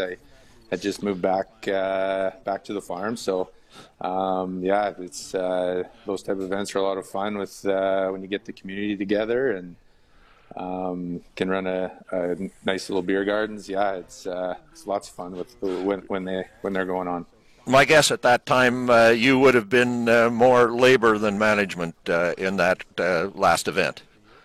Absolutely, yeah. I was, yes, 100%. I helped set up and take down and partook during the week, but that was the extent of my involvement at that point. So it's going to be lots of learning to do in the next year, but it'll come together good, I'm sure. Planning, I assume, just now getting underway. There's a lot of experience in the community, but with the generational change, you'll have new thoughts as well as about how you want to go about it. Absolutely. So we're back to game action, but I'm thinking, Scott, you're still there, so we can talk while the game goes on. Yes, I am. Resby, okay, yeah. good. We've got a very entertaining game going on here in this semifinal, and of course in Manitoba curling, that's exactly what you would have expected. But there has been, along with the generational change in volunteers out there in Neepawa and in other communities, there's also a pretty apparent generational change in our players, isn't there? Yes, for sure. Yeah, it's pretty exciting to see the curlers that are coming out of Manitoba. I mean, we have some world-class curlers that hopefully will be in town for it, and lots of young teams that, myself included, likely will learn a lot about. So yeah, pretty exciting. Well, Scott Newton, we wish you complete good luck with your planning and your preparations for the 2023 Viterra Championship. While I haven't spoken specifically with the folks at Curl Manitoba, I assume that it's back to the traditional timing closer to the middle of February. That's correct. Yeah, I don't have the exact dates off the top of my head, but yeah, it's early February, and we're hoping to host it in the Yellowhead Center in town here, and which is a great venue for the event, and with a hall attached. And yeah, hopefully the COVID will allow us to get back to the provincial championships that we remember.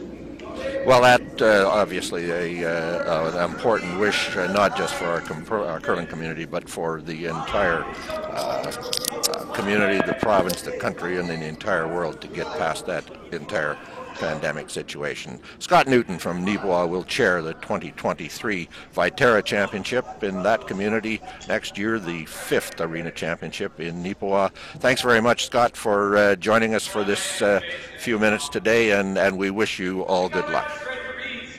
Thanks, Resby. Look forward to seeing you next year. You bet. I'll be there. Okay, we're back to game action. Our 6th end underway. Switch to the momentum with the steal by the McEwen team, and the 5th end to go up to Keith Johnson.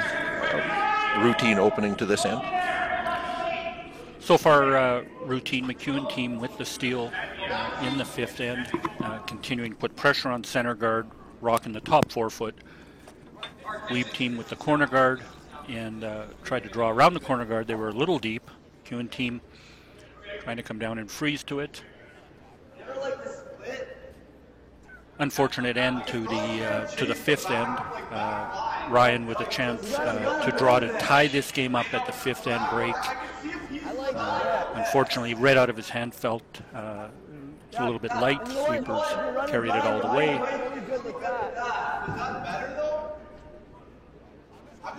But for Ryan Weeb, they're down 2 with last rock.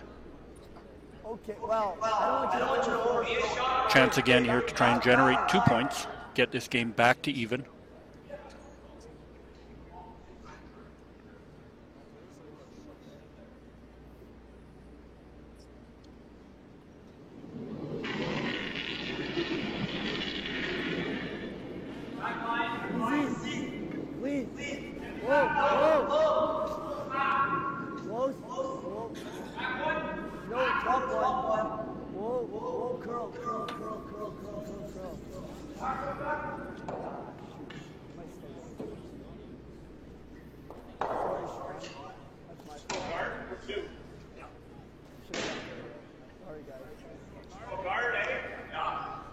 See there, the Weeb team kind of got stuck in between shots there a little bit. Ideally wanted to come around that center guard and make the play on the rock in the top 4 foot.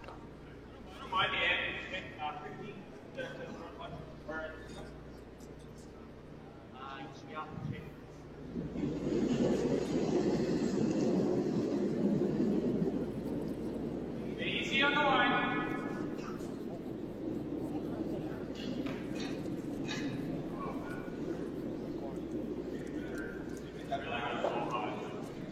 Two are yellow. Art, distance. We're tapping our line. Art, straight distance. Straight distance. Hey, let's do this. See Derek's Rock coming up on their center guard. I like the same way. Okay, less is fine.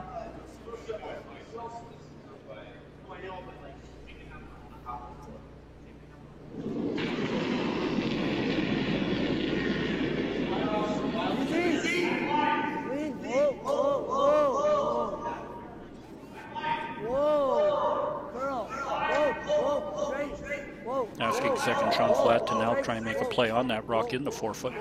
Straight.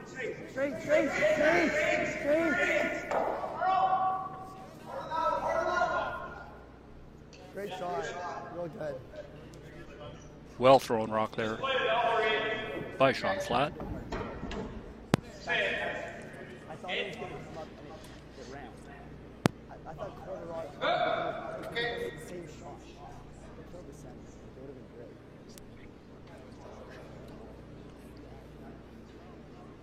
Dinner than a quarter? Yes. Okay.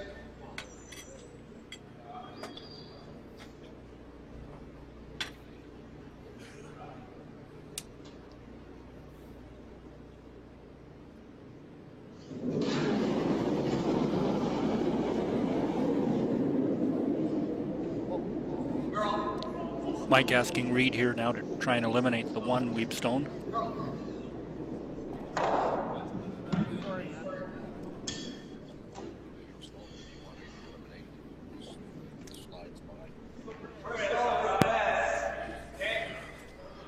So Ryan Weeb lying 1, buried.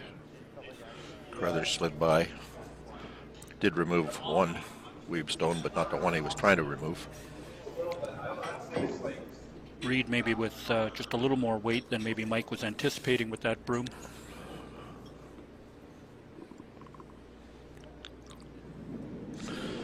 Opportunity for Ryan Weeb to try to get a couple in play to bounce back from that short draw and steal by McEwen in the 5th end.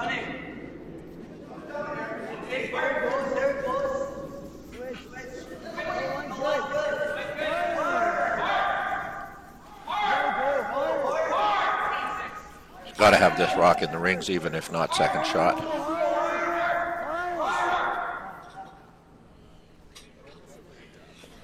And it appears to come to rest, in fact, as 4th shot rock. Ideally wanted to be second shot there. Give Mike a chance now to make a quiet hit, perhaps lie 3. Yeah, I was thinking half. I think this looks like it's actually kind of gradual here.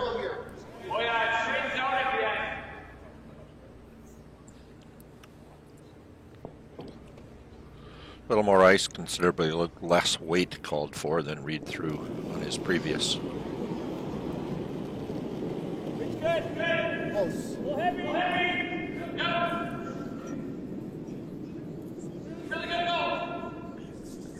Hard! Hard! Keep going! He does get just past that guard and he gets the tap, pushes the red out past on yellow. The McEwen team lies 3. Wait, was close. Lift here, down hard. And if you missed your alarm, you're awake now. Yes, it is. What do you like, And moving into the 6th end semifinal on Championship Sunday, the kind of tension kind of starts to build. They're getting to the business end of the week. It's been a tremendously entertaining game. scoring pattern completely different than any game we've seen all week anywhere across this ice. That big swings in score, 2 in the opening end, 5 in the second end, 3 back to tie in the third. Weeb looking for a double kill and roll, but gets only one, sits open. Our sponsor is Sunrise Credit Union, building a brighter future together.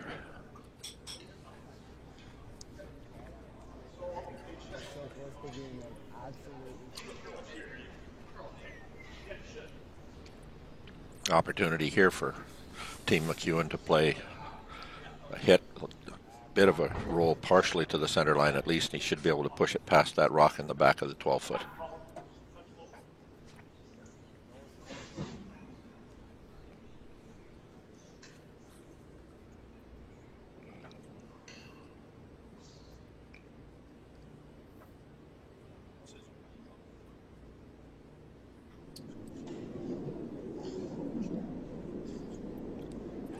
Mike McEwen out-turn hit. Curl.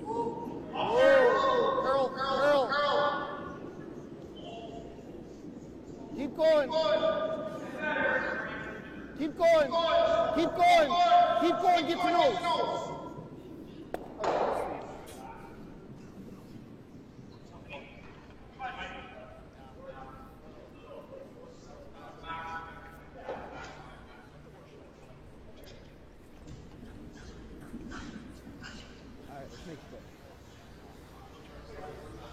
And again, a roll to the center line is the most important aspect of this shot. If he makes contact with the rock in the back of the 12-foot, might bring that red into play, but odds are not, so it's not as critical as getting under the corner, under the center guards. Good opportunity here for the Weeb team with a good shot. Could set up their 2 points.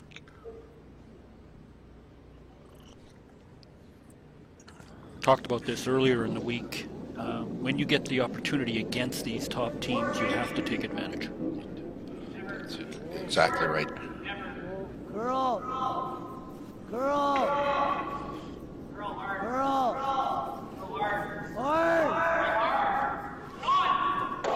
Makes that hit and roll we talked about. Just misses the one in the back of the 12-foot circle. Got that rock buried. Unfortunately, it is a little high in the rings. And Not a ton.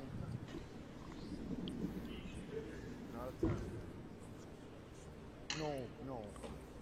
I think you're drawing. Yeah.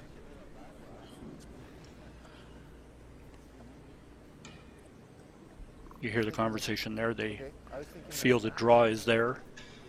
See that high corner guard. Like this. Okay.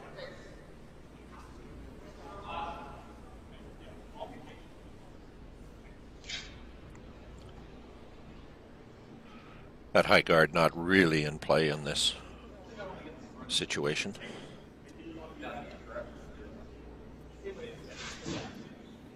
Team's taken just slightly less ice than we saw maybe earlier in the week for some of these draws.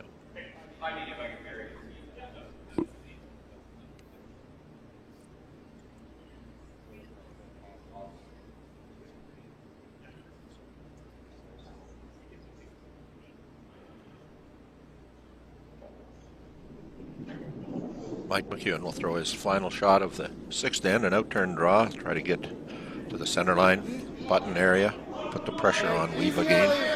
Easy early. Line's okay. Close line. Line's good. Line's really good. Curl. Gotta sink Now it. past that corner guard, now he's got to sink it, as he says. Go there. Go.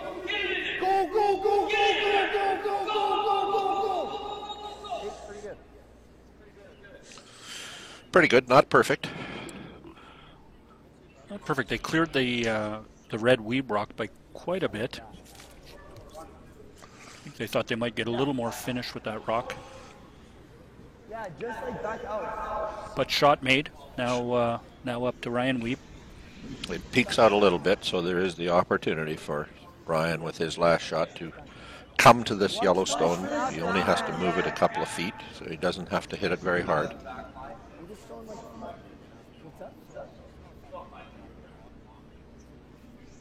important on these shots for the thrower to give it to the brushers. Give them just enough positive weight and let the brushers control this stone. Final shot of the sixth. Ryan Wiebe looking at tap back for a deuce to tie. Curl. You gotta curl.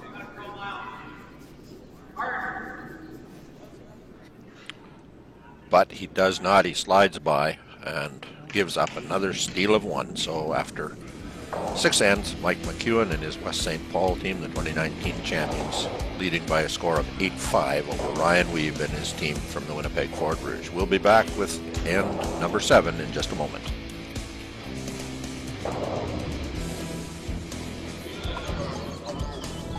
Why not? Just watch. Why not? Keep scrolling, I slide. Why not? As a broadcaster and Hall of Fame football player, I'm constantly in the lab of life. For 15 years, my friends at Knott Auto Corp have been pioneers as well. Why not? Introducing Winnipeg Car Lab, custom car wraps, graphics, and auto Why services. not? Winnipeg, why not get in the lab?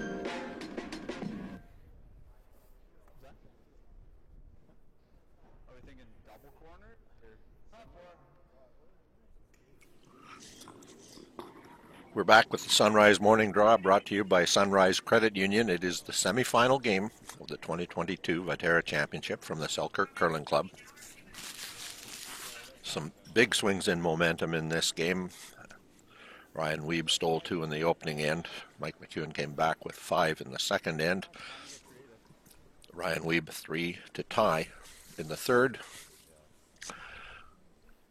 Singles in 4 and 5 for McEwen, and now a steal again in end 6 as Ryan Wiebe is just a little bit heavy on a draw tap to a rock in the back of the 4-foot circle. So McEwen leads 8-5, playing end number 7. And at this point, you might suggest, Keith, that the McEwen team has taken control.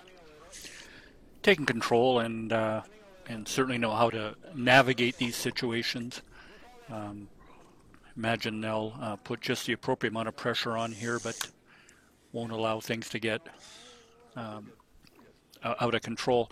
Unfortunate shot there for Ryan. I think he had come up short on that draw in the 5th end, and just a little too much weight, and really the brushers couldn't do anything with it.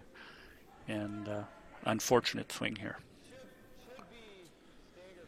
So, for the second time in the game now, Ryan Wiebe and his Fort Rouge team are down 3 points. The difference being that it's no longer a long game. They're going to have to go after a couple. Set up the corner guard.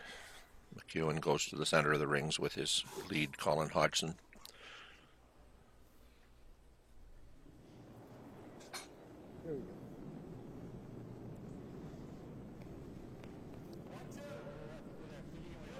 See the Wiebe team now attempting a second corner guard. Like here? See teams try to throw those double corner guards on the same side of the sheet, try and line them up perfectly so the double peel is that much more difficult. They've done almost perfectly that, those 2 guards.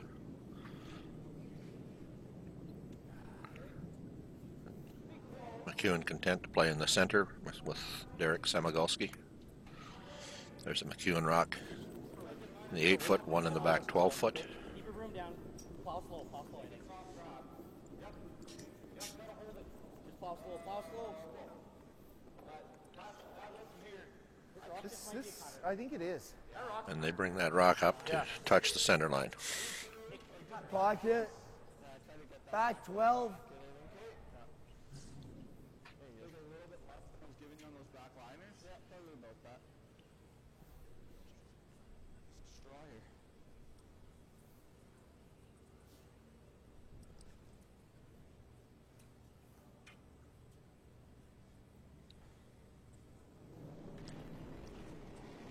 Call was that back 12 weight. He wants to tap that rock back into the back of the rings. Doesn't want to remove it from play. Wants to have rocks littering the back of the rings as backing. No, you got nothing. curl. All the way. Wow. Yeah, you just got to go hard on that. Just rubs it. Okay.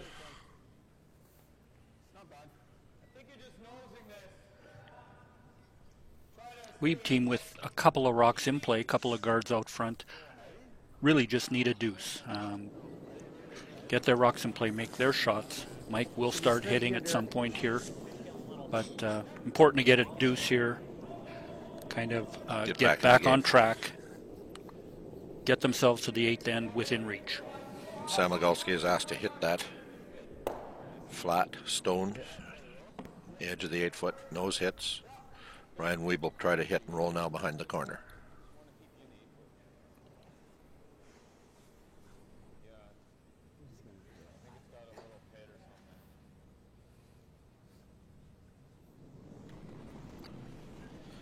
Sean Flatt's second stone of this 7th end. Clean. Yep.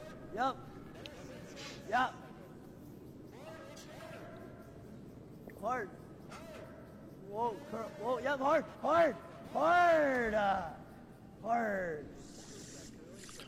Yeah, Comes by over curls. Okay. They chose to hit that shot rock. Looks to me like they could have also drawn behind those corner guards and sat second shot. I was thinking and forced Mike to make a play on those guards, and could have come back to that shot stone even later in the end. No.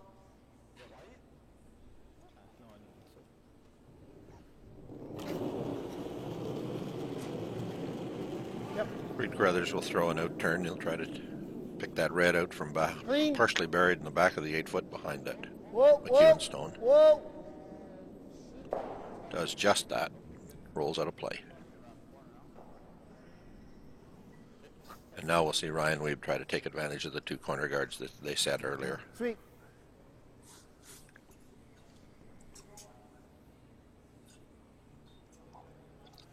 Did what it should. Like, it doesn't curl there because I hooked that and like Hodge was able to like hold it nice and straight. Yeah. I threw it. I was probably harder than firm too.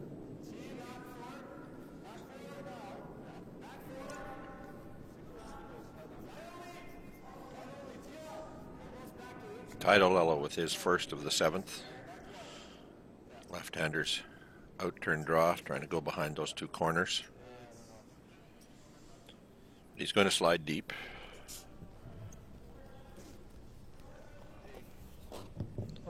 And through the rings. Unfortunate there again, one of those missed opportunities. See now the experience of Mike McEwen. Maybe a chance here to try and put some real pressure on. Electing to draw top 4 around that center guard.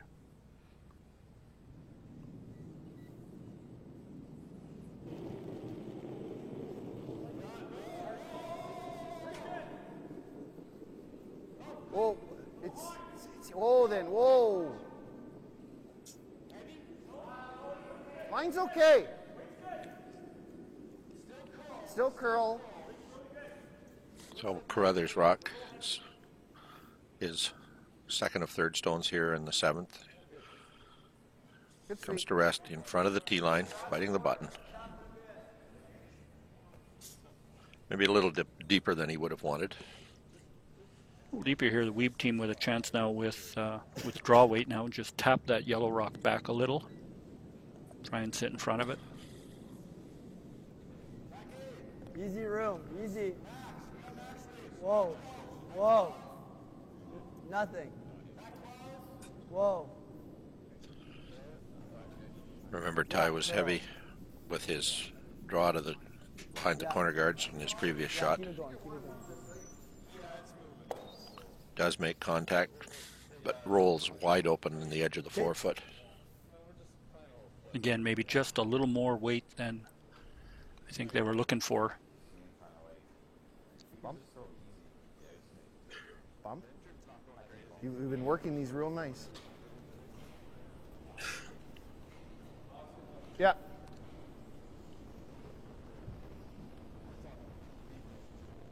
Reed there with a vote of confidence in the skip's ear as he heads down to the other end. Positive reinforcement.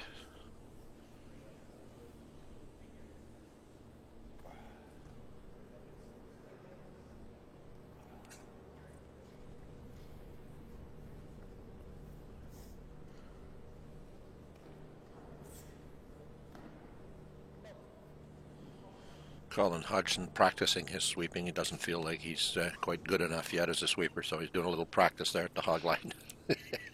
Obviously cleaning up an imperfection in the ice surface. Mike McEwen with... Feels there's always room for improvement, I guess. Kind of a lightweight hit. Whoa. Yep. Heavy bumper. Yep. Yep, gotta go. Hard! Hard! Hard! Hard! Hard! Hard! Gotta go in the red. Mike overcurled from what he wanted and rolled right out of play. Okay. This left Ryan a chance to bury.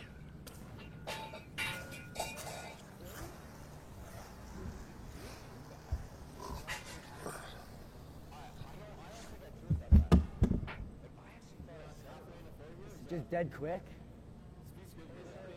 Like, okay. Did you hear Ryan now asking his sweepers? He's trying to get a handle on that weight. Light on the last shot on the 5th, a little heavy on the last shot on the 6th. Needs to get dialed in on draw weight to the top of the 4-foot circle behind that center guard with his first shot of the 7th end. Line's good. Line's good. Curling. Really curling. All right, line. You're by. Yep, you're by. By the guard here. Don't want it to overcurl. Just. Sit. Sit. Great placement. Just top of the 4-foot, cutting the center line behind the center guard. A good stone. Might have just peeked out the other side. Yep. Yep.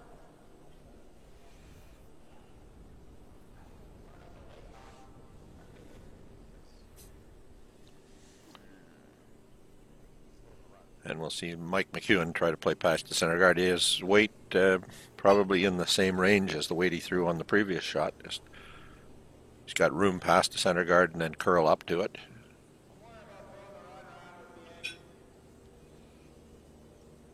Mike doesn't necessarily feel he can see enough of this rock. Okay. He's a little more comfortable now with the straight run back. Okay. Okay, good.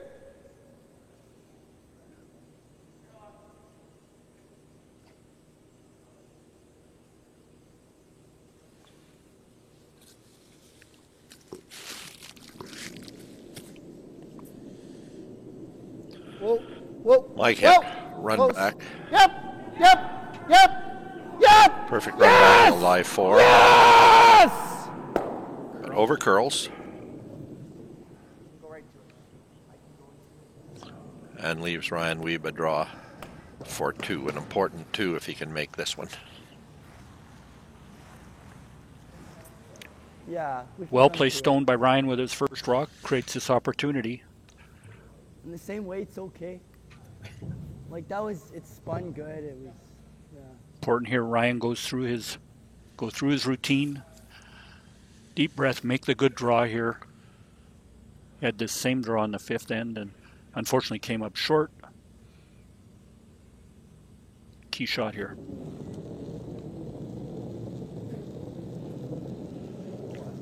I didn't get Final less. shot of the 7th end underway. I did not get less. Broadcast is brought to you by title sponsor Viterra, by Dynasty Curling, and proudly brought to you by Manitoba Pork, an affordable powerhouse of nutrition. Final shot, Ryan Wiebe needs to come to rest in the 8-foot, draw to the 4-foot, tap his own stone for a deuce, and after 7 completed ends, it is 7, Mike McEwen, West St. Paul, over Ryan Wiebe, Fort Rouge. We'll be back with the next end in just a moment.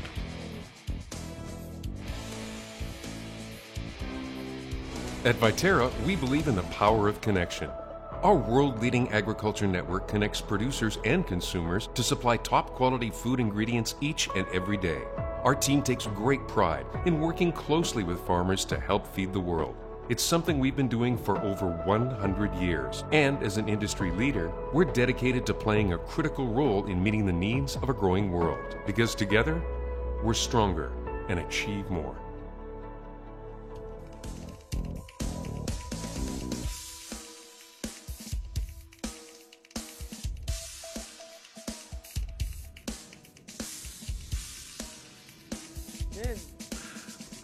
Well, a score of 2 for Ryan Wiebe and his Fort Rouge team as they pull within 1 of Mike McEwen. It is 8-7 McEwen. McEwen with last rock on the 8th end. They're coming to the home end. And after scoring that 2, the first shot is the center guard. And Colin Hodgson for McEwen will go behind it. It is the Sunrise Morning Draw, brought to you by Sunrise Credit Union, building a brighter future together.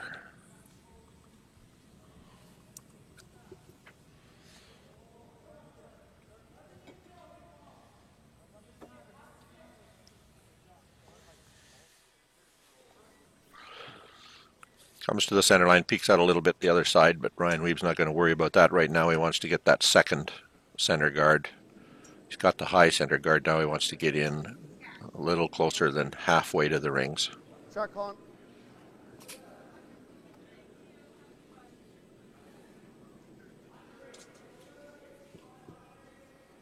Really good spot.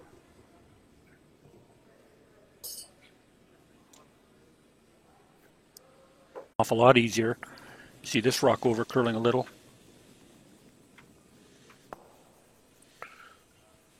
Does promote it into the rings, but in front of the McEwen stone. It works to Ryan Wiebe's advantage at this point in the end.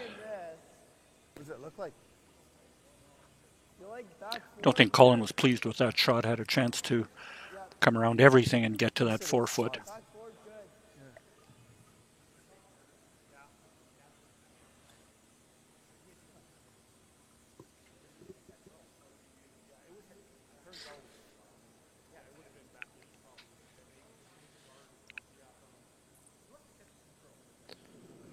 Second Sean flat.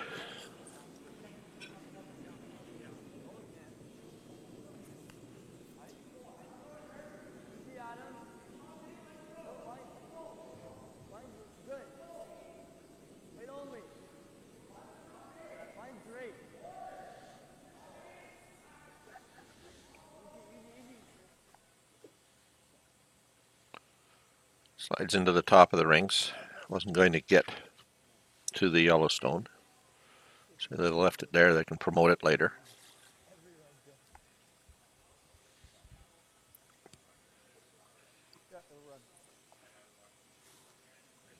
Mike asking Derek Somogalski now to run the center guard into the situation.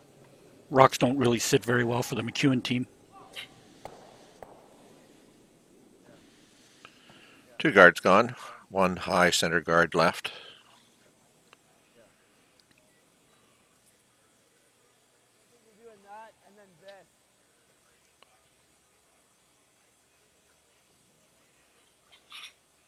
One up with last rock here in the 8th end. Mike certainly willing to even take a point to go up 2. Does not want to give up a steal here.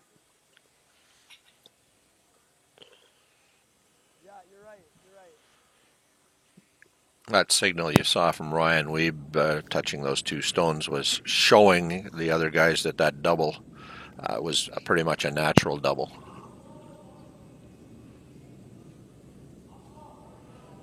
They don't want to leave it. That's okay, guys. Whoa. Like right there. Yeah. Whoa. Good shot. Good. Like no handle.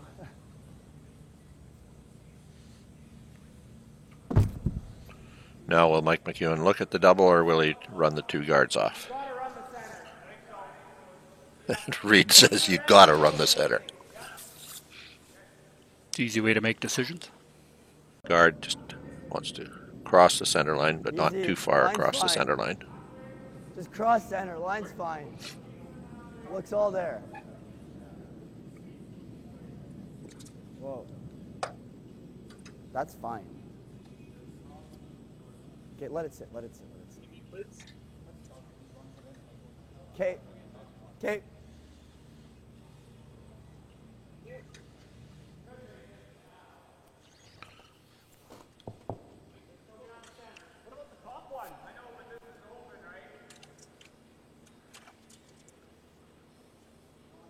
How thin is that other red one, Mike? This one. This is a quarter. What about the top one? Should it be in? Or just to make it? Just to make it? I mean, quarter cuts off the top. You don't want to make it double and then you have it on the nose and then make it the wall and pocket in the middle. You got to run the middle anyway. You can hear they're discussing a couple of different doubles here. The 2 rocks in the rings. Okay. Mike was going to hit a corner of the stone, the center guard. Make the double on the 2 high red rocks. Whoa. Yep. If he does happen to slide by the top and he picks the red one out of the front red one out of the rings, but he's not happening, he's going to make the double kill and roll upward out of play, out of the way at least. Maybe ideally would have hit that first red rock even a little thinner. Possibly leave their yellow rock in the rings, even if not counting 2.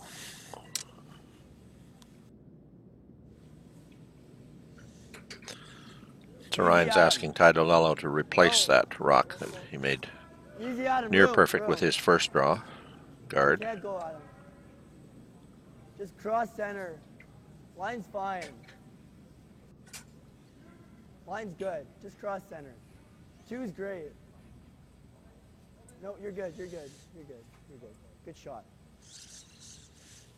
Possibility of getting the rings split with his roll on these 2 stones. You know what? Nose is fine. No feel over. Curl it a hair. Like blank's okay too. No, just control. It's running pretty. You heard him say a blank's okay, but on this shot he's happiest with the red rocks being as separated from each other as he can get them.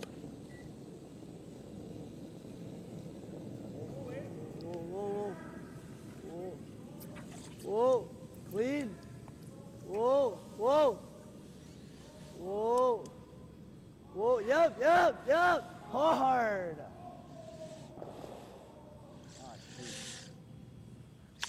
It's a bit of separation, but does leave a hit and roll. Is there a guard out here? Okay. Okay, sure. So then, why don't we roll behind the corner and we shot? Okay. Might as well. Okay. Yep. Yep. In control. Yep. You hear the conversation here. They talked for a moment about just taking on the double, and they've decided now they'll hit this rock and try and roll underneath that corner guard, sit perhaps second shot.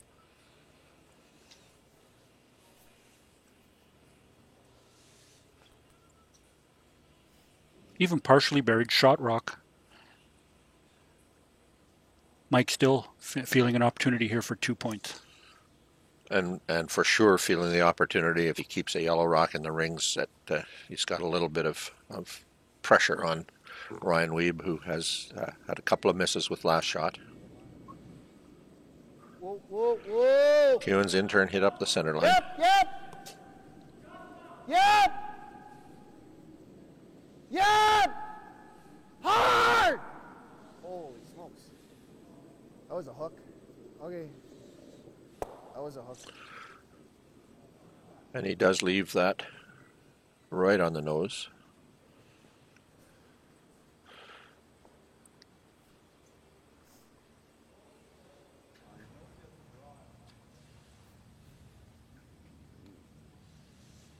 Yeah, nose is really good here. And it should hold up really nice.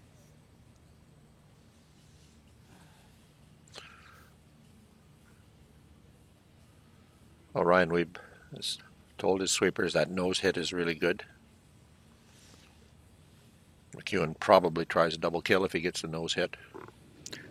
May try the double kill and see where the shooter ends up. Could get him to a blank. Score of 1 for Mike at this point would not be the end of the world. 2 up in the 9th end. Whoa, whoa, whoa, whoa, whoa, whoa. And he does make that almost perfect nose contact. Wiebe and his Fort Rouge team lie to. Mike McEwen's last rock to come here on the 8th end.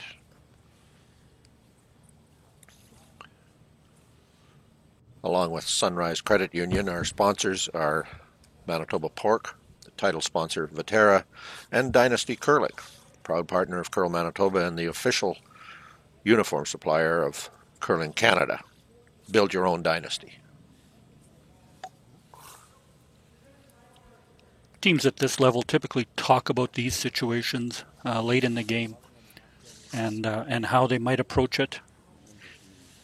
Do they go hard for the blank? Do they take their 1 and go 2 up in the 9th?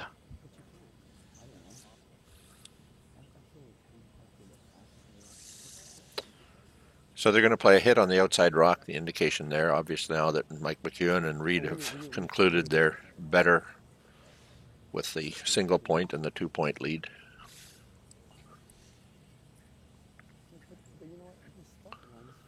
The risk of giving up the steal if you take on the double is just too high.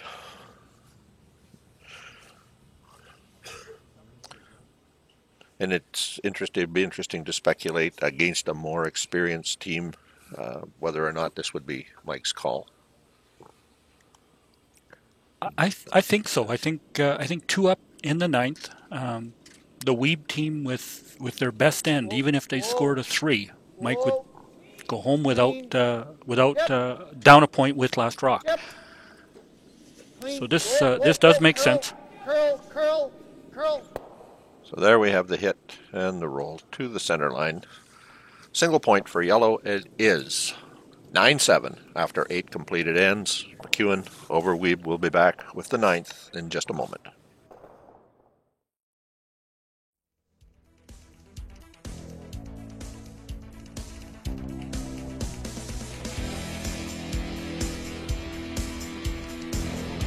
At Viterra, we believe in the power of connection.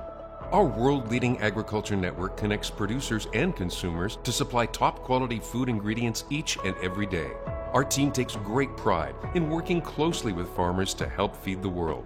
It's something we've been doing for over 100 years. And as an industry leader, we're dedicated to playing a critical role in meeting the needs of a growing world. Because together, we're stronger and achieve more.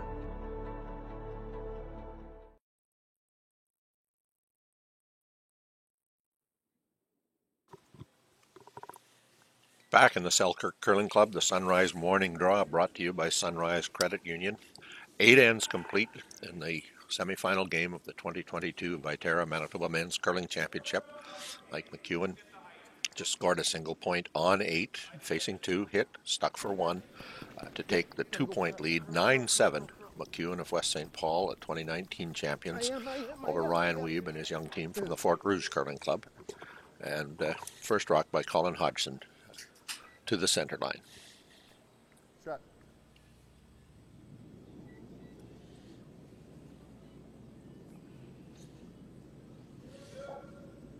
Line's good. Can you be here? Here or there? You can try here. Try. Yeah, you're okay. Ryan looking to set up a couple of corner guards here, and he wants this one either deeper or shorter, but not on that Winnipeg moving logo. He's come in deep from that. Look for the high one next time. See the McEwen team electing to start the end with the guard. Some teams would prefer to draw top 4 and then guard it with their second rock. I think the McEwen team 2 up in the 9th end will be quite happy if the Wiebe team scores gives up the hammer.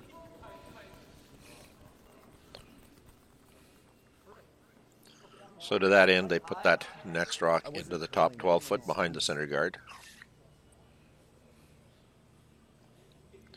And Ryan Wiebe will look now for the higher corner guard to have the pair of corner guards lined up 1, 2, 3 feet over the hog line, 1, 2, 3 feet short of the rings. Running right now. Yeah, running good. Let it die. No. No.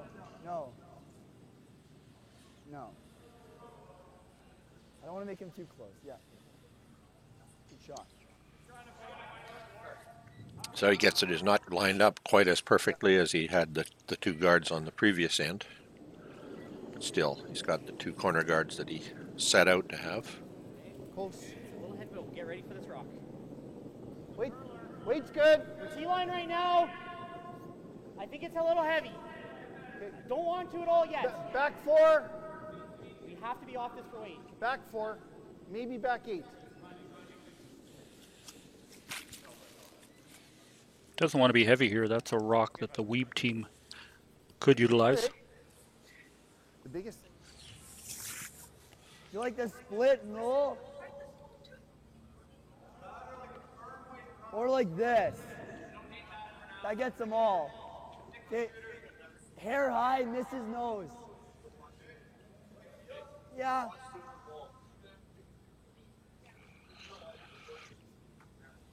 So the call here is to run the yellow center guard through, try to remove both rocks, and roll over to a corner guard position on the other side. Yep. Whoa, hard. Whoa. It's not going to come up enough, though. He's going to hit and roll out of play and leave both rocks in the rings. Shoot.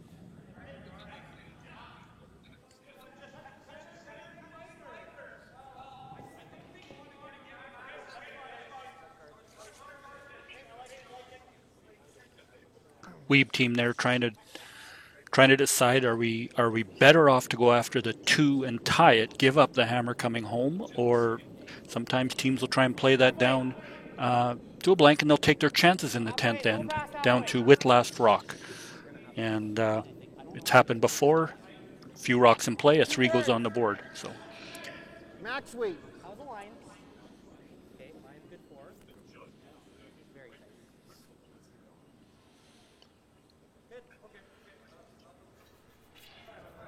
Well, McEwen was looking for Samagalski to be higher, probably halfway in.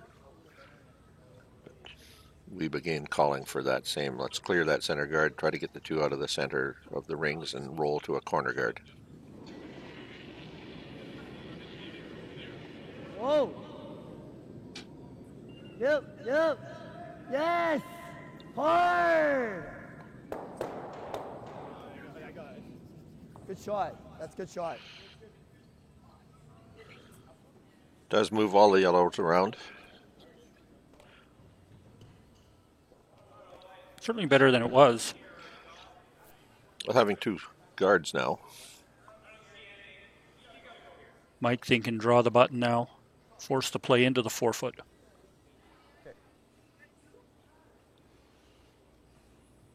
McEwen does lie 2. 1 in the top of the 12-foot circle, 1 biting the back corner of the 12. It's okay. Okay, it's gonna. Both of you go and curl. Keep going, boys. Keep going. Keep going. Keep going. Gotta get past this.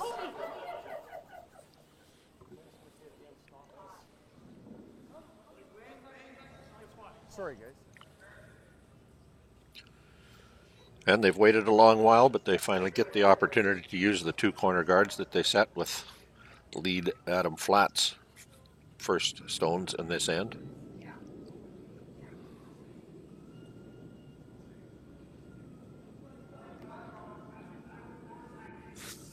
Important shot for Ty here. You might.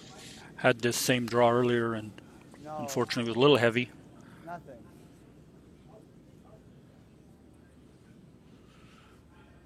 14-5. Whoa, Sean. And it is going to slide deep in the rings. That's good, Ty. Will be shot rock. That's fully buried, but deep. McEwen has the opportunity to play past the guards. Yeah. Good speed here. I threw one and it skated on me.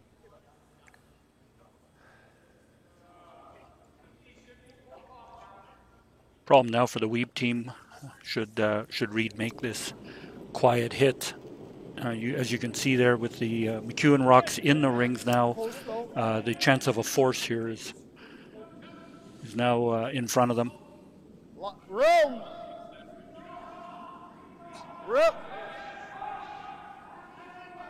Room!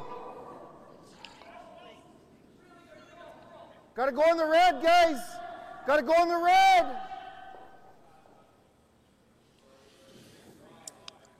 It does tap it back just enough. Red still in play, but McEwen lies 3. They're 1, 2, 3. It's still that. Yeah. Hair high gets them all. Almost. Is that good? Yeah, as long as you nut this and do that. It's not bad. That or we just start stacking here. Yeah, I don't know what the call is. And the right time for a timeout. I don't know what the call is not the position you want your skip's mindset to be in as they get to this critical juncture of the game. So they will take a timeout, and the veteran coach Tom Clasper will go out to meet with a team that he's coached for several years. And I know he's darn proud of the way that the team has performed. It opens up the draw always. Now if you play that, and it's so firm. It's almost the international signal for timeout, right? I don't know what the call is. You're really only getting it a hair low. To just do this and to just kick this to there. Great young team in our province. We have several of them. This is a big moment, obviously a key spot in this game. Perfect time for a timeout. There's either the draw around or. And as I said right at the outset, and joking a little bit because, quite honestly, I've known Mike McEwen since he was a toddler, and my son Matthew curled with him in high school and all the rest of it. So I can have some fun with Mike. But to suggest that at his young age he is the old timer in this competition does indicate the generational change that's happening, and we've seen some truly fine teams. The Weeb team you try to dead stuff these. Recently out of juniors, a few years, but not it's not that long ago, and then we will see another of those fine young teams when Colton Lott and his team take on the winner of this game in our final game at 2:30 this afternoon.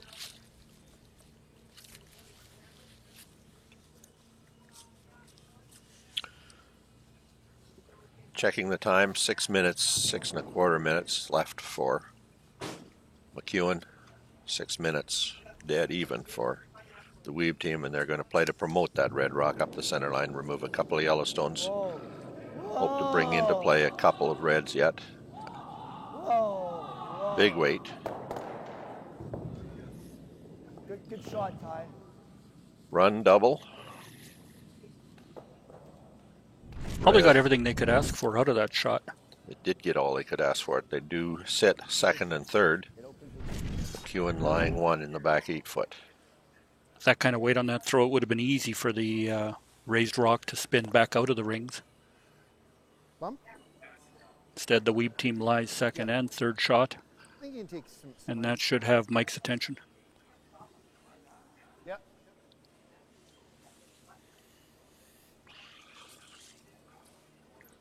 So McEwen will play a bump on this red rock in the top of the rings, roll over to Reed Crothers' left as he looks at us.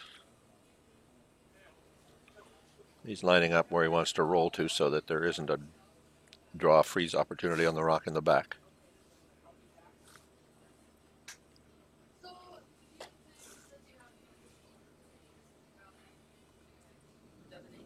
Also want to leave it in a spot here where the Weeb team could not make a quiet double. Sit 2.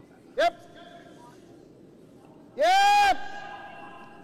Hard. Whoa. Whoa, close. Whoa. Whoa. Yep. Yep. Yep. Yep. Yep. Hard. Hard. Hard. Hard. Does hard. hit and roll on. Rolls on to sit. Again, camera angle doesn't give us a pure look, but I would suggest that yellow lies 2. Terrific weight control there from Mike. Let's go for 3, fellas.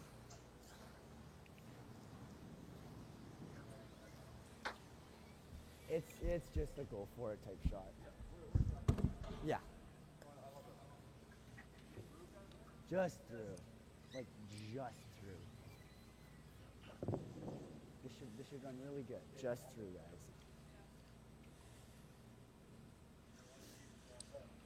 They're going to play quiet weight, try and come down, remove the back McEwen stone.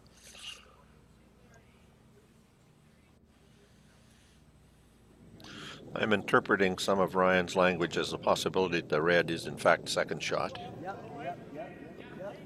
We won't know until the end of the end as he plays down to this yellow. He does need to tap it back. Whoa, whoa, whoa, whoa, whoa, curl. You got lots of room. Guys.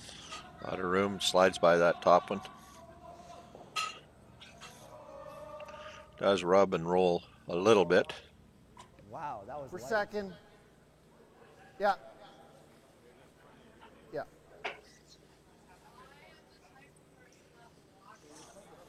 Yep.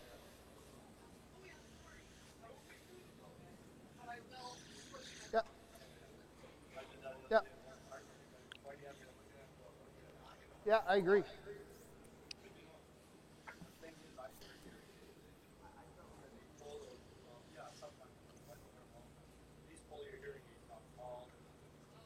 Chance here for Mike to draw down to that rock, even create an angle that if the Weeb team did have a run at it.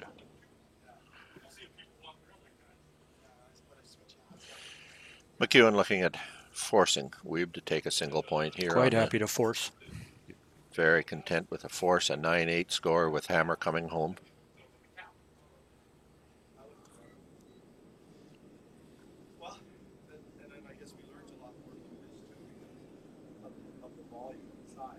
Mike McEwen's final rock of the 9th end underway. Yep. How's the weight? How's the weight? Yep. Yep. Curl. Curl. Curl. Curl and go. Help, Derek. Hard. Hard. Hard. Pretty good. Nice draw weight. 4-foot. He would have been perhaps happier to get a little deeper. There is the possibility for Ryan Weeb. I think they can just see the entire rock. He might be able to play past. I mean, I'm playing it like that either way. Right, nose anyways, but let's try. Like, let's try to do it. Yeah. Just scooches past that yellow rock in the 12-foot circle. He can get a little bit of a roll. He doesn't have to get a roll as much as be absolutely pure to the nose of this to push it back through past that red in the back of the 8-foot circle. Center line? Okay. Yeah, no, I can see more. Our sponsors, Sunrise Credit Union, building a brighter future together. Manitoba Pork, Dynasty Curling, and the title sponsor, Viterra, helping farmers feed the world for 100 years, and a very proud sponsor of this Manitoba Men's Viterra Championship. I'd have to squeak this guard. Final shot of the 9th, Ryan Weeb. Yeah, half nose is fine. Looking at a delicate draw tap. He can push this yellow stone off the 4-foot back through the back of the 8-foot circle. He'll score a couple.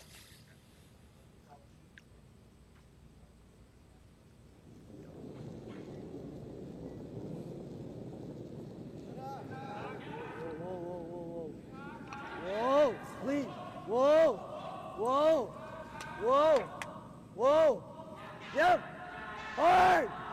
Hard! Hard! Comes to the top of the rings. He does get past that rock in the 12-foot, pushes it back through, and red scores a deuce to tie. It is 9-all coming home. Excellent. We'll be back.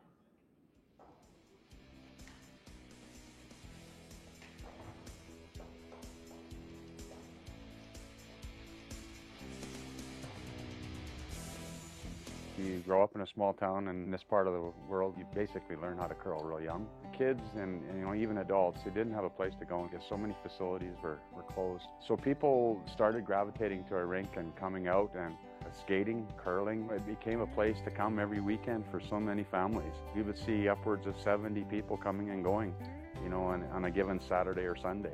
I think it means a huge amount to so many people. It's an opportunity for friends, family, everybody to get together, have some fun.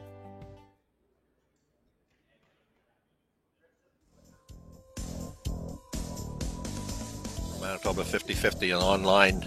Get your tickets at the fundingchange.ca, Curl Manitoba. An important part, there was a draw yesterday, there's another one today, an important part of the funding of this Viterra Championship exercise. Encourage everybody to get your tickets at some point today. A portion of this of the proceeds do go to the host committee here in Selkirk, and you've heard about it throughout the week. The obviously the moving from the arena venue and the limited attendance and so on. Any opportunity to help the host committee here in Selkirk is appreciated. Fundingchange.ca/Curl Manitoba. You can see that 9 jiggling on the scoreboard, under the 9, a tie, 9-9. Surprisingly high score, at least in my mind. I would have anticipated a close game. I wouldn't have anticipated a 9-9 score coming home, Keith. A football score on Super Bowl Sunday, perhaps. Score of 5 in the second end, of course, stands out. Credit the Weeb team for battling back, getting this game tied. 10th end, anything can happen. MacEwan with the hammer. And credit the Weeb team. They've fought back not once but twice from a 3-point deficit. Bodes very well for a young team like this not to crumble under the pressure of a lead by a vastly more experienced team in the Mike MacEwan 2019 championship team. Yes, line. Okay, line's good. But the task is simple. It's one of the beauties of a tie game. You do have to go all out for a steal. No question of do we force, what do we do? All out for a steal for Ryan Weeb and his young team from Fort Rouge. Right, that might be it, yeah. You want it full 4. Make this one count. 15-2. Yeah, a little bit, yep. Great shot, Sean, great shot. Well played there, Weeb team looking to be first to the 4-foot.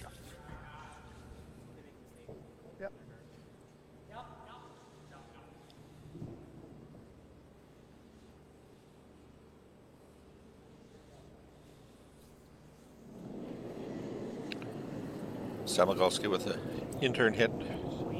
Remove the center guard.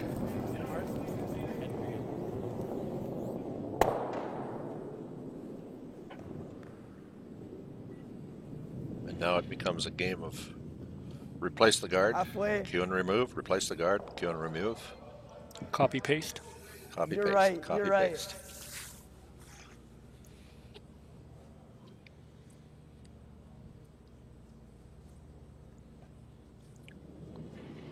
Sean Flatt's second of this 10th. Lots more room. Don't touch it, Ty.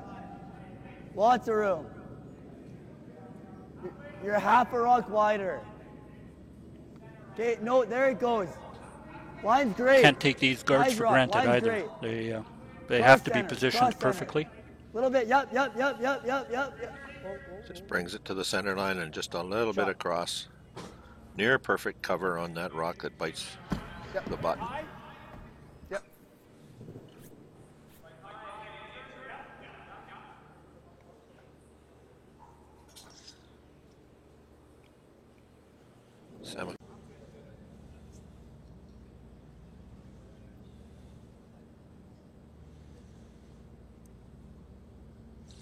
First of third stones on the 10th, Tadulello.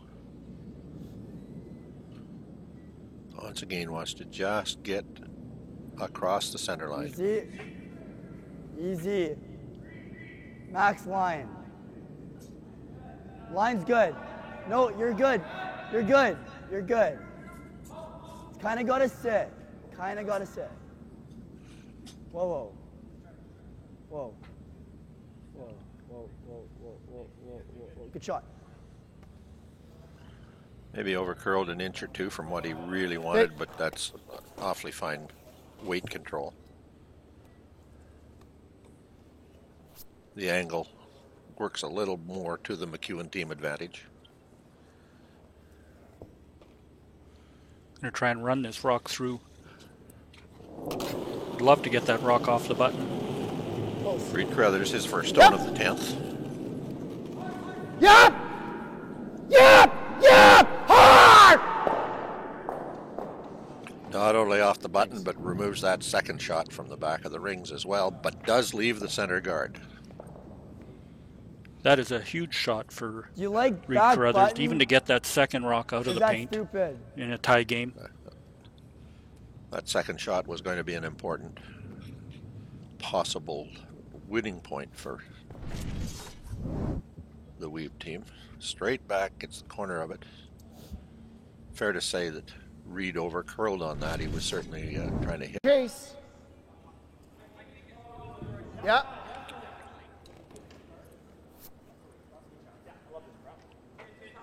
Yeah. You hear the discussion there. They're discussing whether they should run that guard through. That guard will be a problem. They can see shot rock and a chance to chase. Clean. Whoa, whoa, whoa, whoa, whoa, whoa, whoa, whoa, whoa. Clean. Yep. Clean. Whoa. Curl.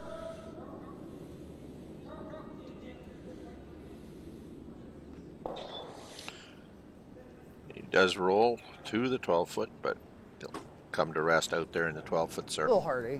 Okay. No matter where that one rolled to, Ryan was going to ignore it, but it's an important shot for the McEwen team now to have that second stone in the ring, or the counting stone in the rings, in case they have to play a run back with their last rock. They don't have to stick. Definitely an important shot there from Reed in a tie game. I kind of like back button. So with skip Makes rocks it to run come, harder and, you know, Ryan Weeble. for top 8, top 4. Task is simple. He needs to draw to the 4-foot circle. As he said, top 8's okay, but really isn't. Speed's quick. Needs to be into the 4-foot, get to the center line behind that center guard, biting the button. Ideal.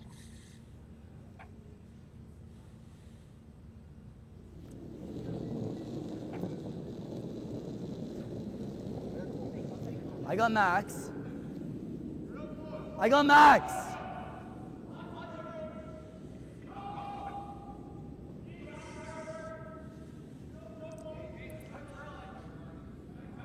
Looks like Matt.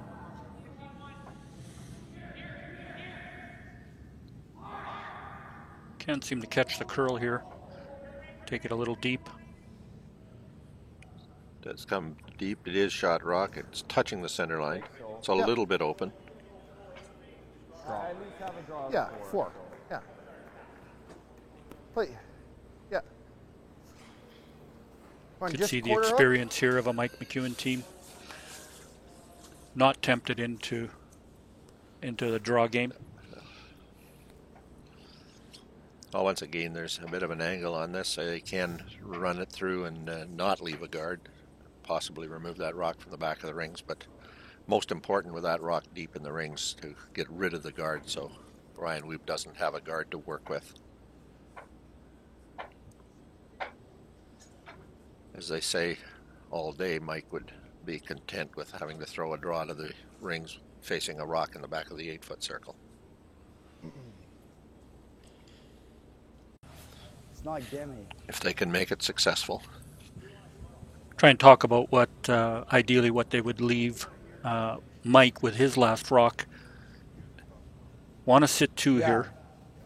Honestly, even if you're half into the 4, as long as you can't nose. See here, draw the top 4 foot. They will ask Mike if he wants to take on the double. Yeah. Yeah. Any higher, Mike may just draw. No. Conversation being that they want to be in a position where Mike has to roll a little bit to leave it where he can make a nose hit. A little bit less weight. Yeah, it's running. Yeah.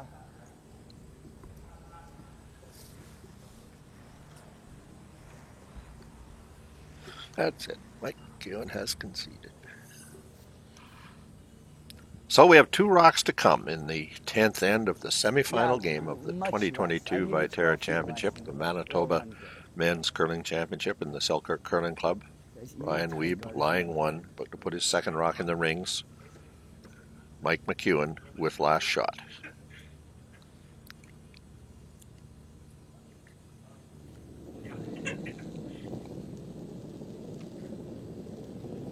The out-turn draw from the young skip, Ryan Wiebe. Easy, Sean. Looks all there. Line's good. Curling. Top 8. Again, Mike with a lot of experience in these situations. And time, Mike. they always say, really, all the skip can ask for is a draw to the 4 foot. Chance to win. Yep. As I said earlier in the game, if Mike had to draw facing that rock in the back of the 8 foot as the shot to worry about, he'd be quite happy. So McEwen taking his time, getting himself mentally focused.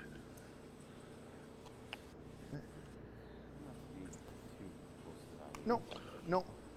They have taken their time out, lots of time. Where it'd be if there's no 8. Probably like in that range.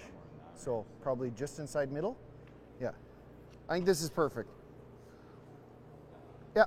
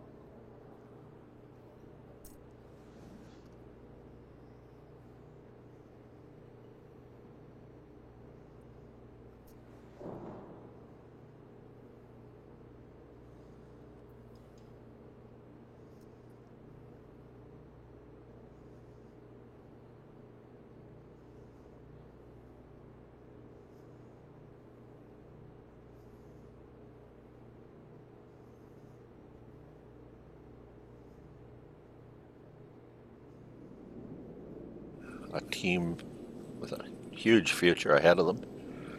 A wonderful experience for that Wiebe team. Okay, no backing on this line. Mike McEwen throw his last shot. It's got to come to the 4 foot circle. Okay. Straight draw, as Reed Gradich has said. Samogolski and Hodgson letting him know nibble that 4. the sweep is okay. They don't have to work too hard at it. Nibble 4. Yep. Will slide to the 4 foot, and it will come just short of the tee line. And Mike McEwen and his West St. Paul team, the 2019 champions, return to the final game with a 10-9 victory over a fine young team from the Fort Rouge Curling Club, skipped by Ryan Wiebe. Mike McEwen advances to the final game, 2:30 this afternoon. They will play Colton Lott and his team from the Winnipeg Beach Curling Club. Keith, any last thoughts? A really wonderful game. Terrific game. Credit the Ryan Wiebe team. Strong showing. Their second trip to the Viterra and playoff team both times. Sets up a great final. Arguably the 2 top teams here will compete for that provincial title this afternoon. Coming in, you would have said that it should be number 1 seed Mike McEwen in the final, and you would have said one of the other top seeds, Jason Gunlickson, Colton Lott, Braden Calvert, should be the other team in the final. It is Colton Lott, the number 3 seed. Colton Lott, Mike McEwen at 2:30, in the Selkirk Curling Club in the final of the 2022 Viterra Curling Championship. We'll be with you at 2:30.